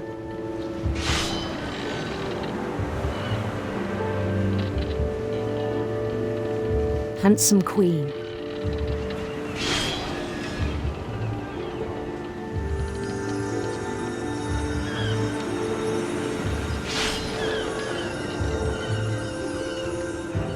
The queen was on her own quest for sinister serpents.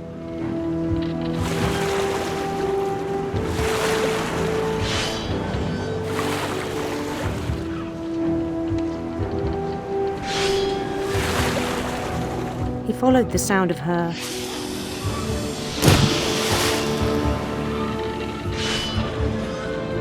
electric sitar.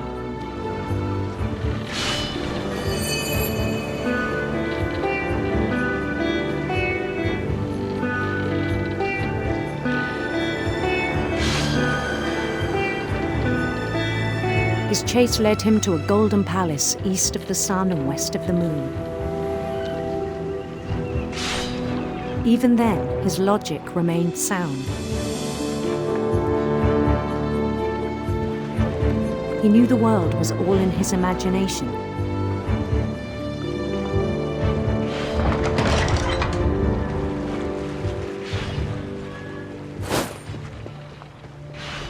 but he was so proud of having created it. In his own eyes, he'd become something greater than a king.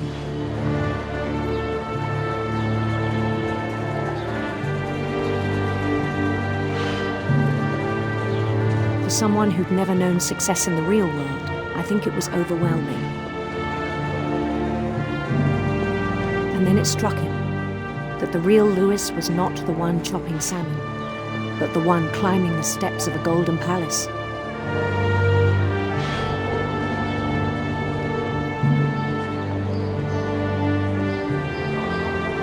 My imagination is as real as my body, he told me. It was hard to argue with him.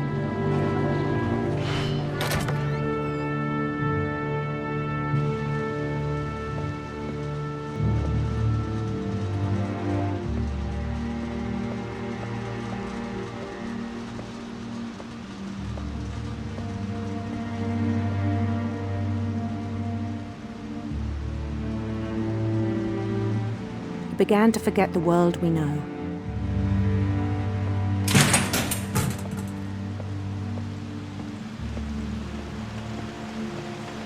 I think it pained him to remember Lewis, the cannery worker.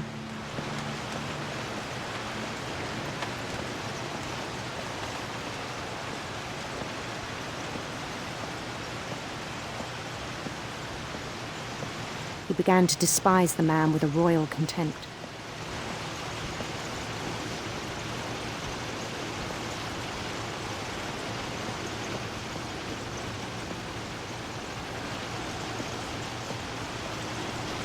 I still thought I could save him. Even after he said he was being crowned king over all the lands of wonder. The palace would be packed with his companions.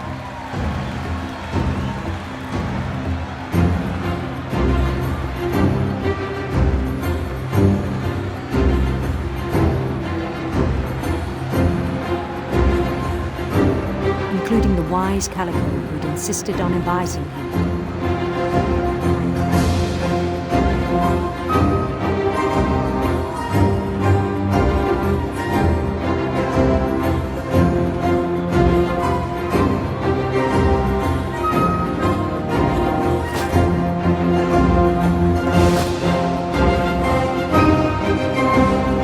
His queen waited, holding his crown.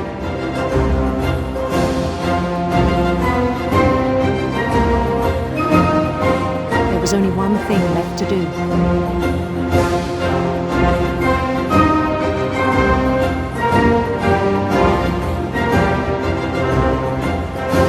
Bend down his head.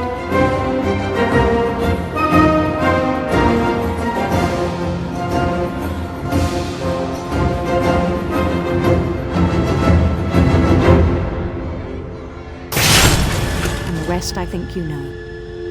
Mrs. Finch, your son was a kind man who will be missed by all of us who knew him.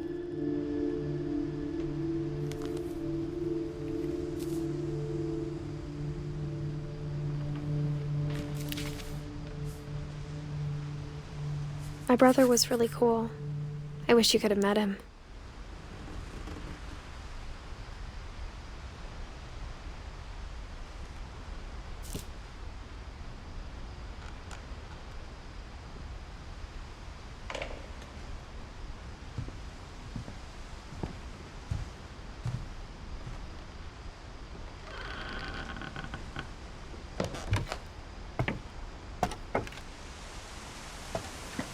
On the way back from Lewis's funeral, my mom told me to start packing. She waited until the day before we left to tell Edie. I'm not sure if she wanted to make it easier or harder.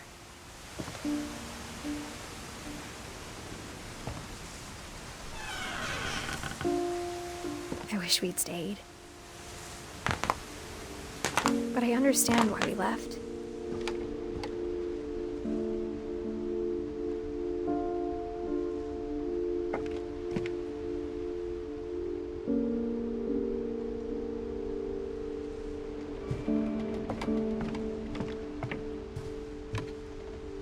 My mom ended up leaving everything behind.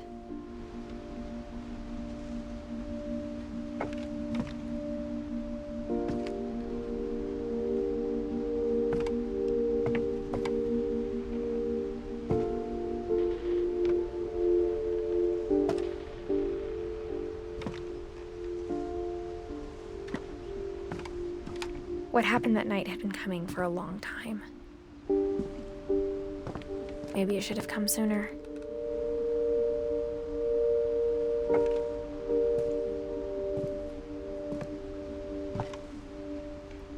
But it had to end one way or another. All that's left now is to tell you about that last night.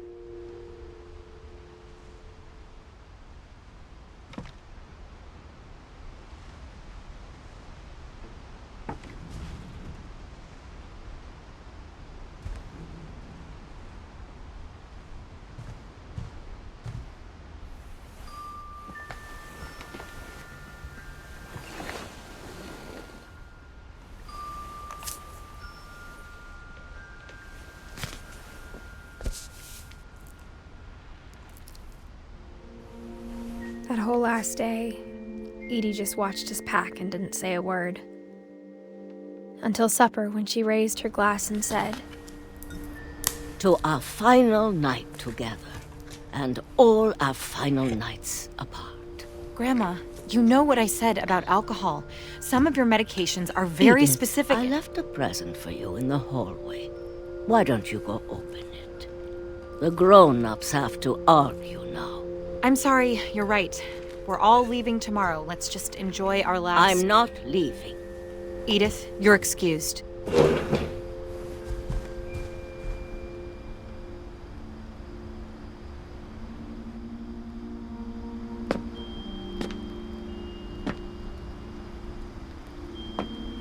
The power had been shut off that morning, but Edie always had plenty of candles. When my mom sealed the library, I don't think she knew about the other entrance. Or that Edie had a key to it.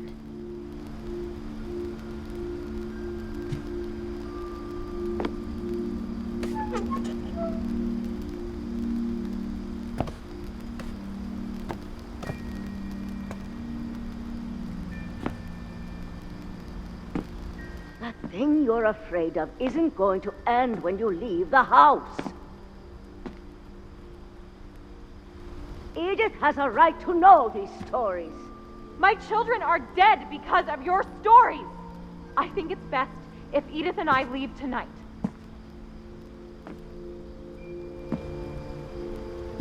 We'll have the nursing home send a van for you in the morning, okay?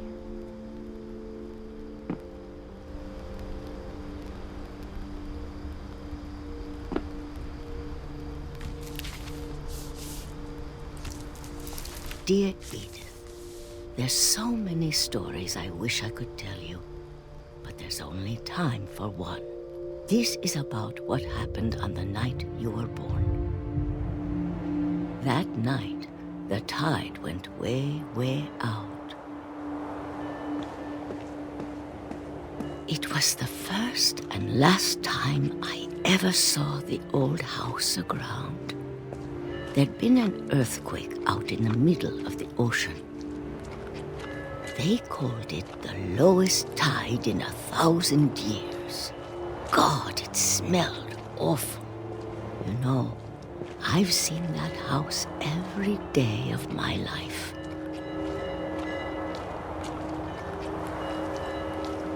But I never thought I'd go back to it. When the fog rolled in, I lost my way.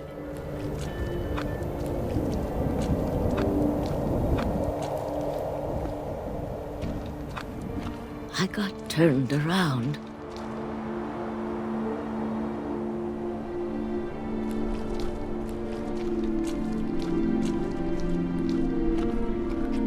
I started seeing things.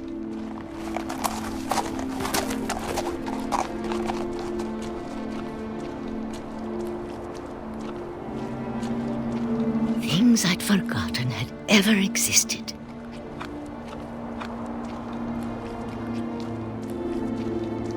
when I saw them, they felt like old friends.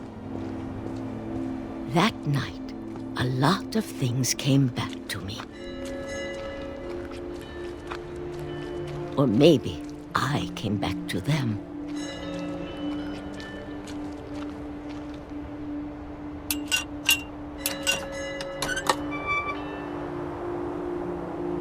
Things I can't explain, but that I need you to try and... Edith, what are you doing in here?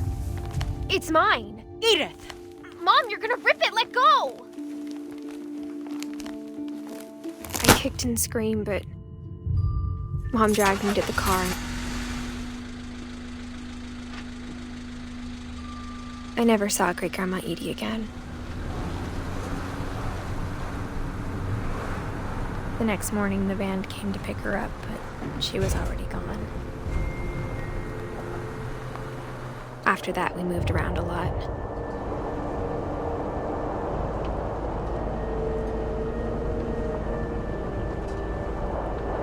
We both tried to make the best of it.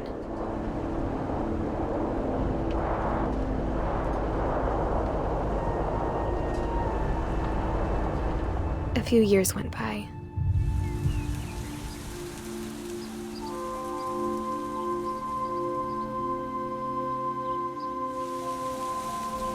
My mom didn't like to talk about it,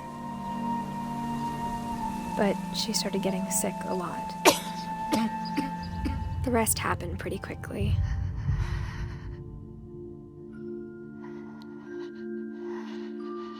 She got better for a while, and then she didn't.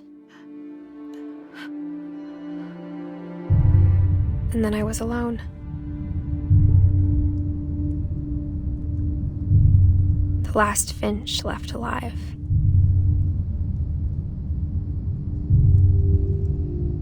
Until I found out about you. I'm still not sure what to tell you about all this.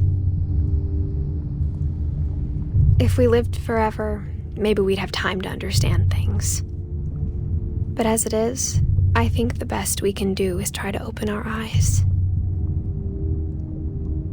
And appreciate how strange and brief all of this is.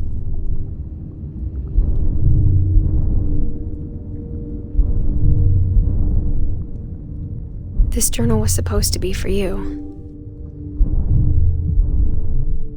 But now I hope you'll never see it. I just want to meet you and tell you all these stories myself. But I guess if you're reading this now,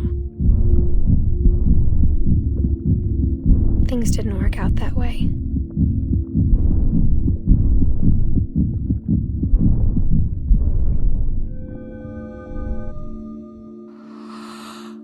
This is where your story begins. I'm sorry I won't be there to see it. It's a lot to ask, but I don't want you to be sad that I'm gone. I want you to be amazed that any of us ever had a chance to be here at all. Good luck.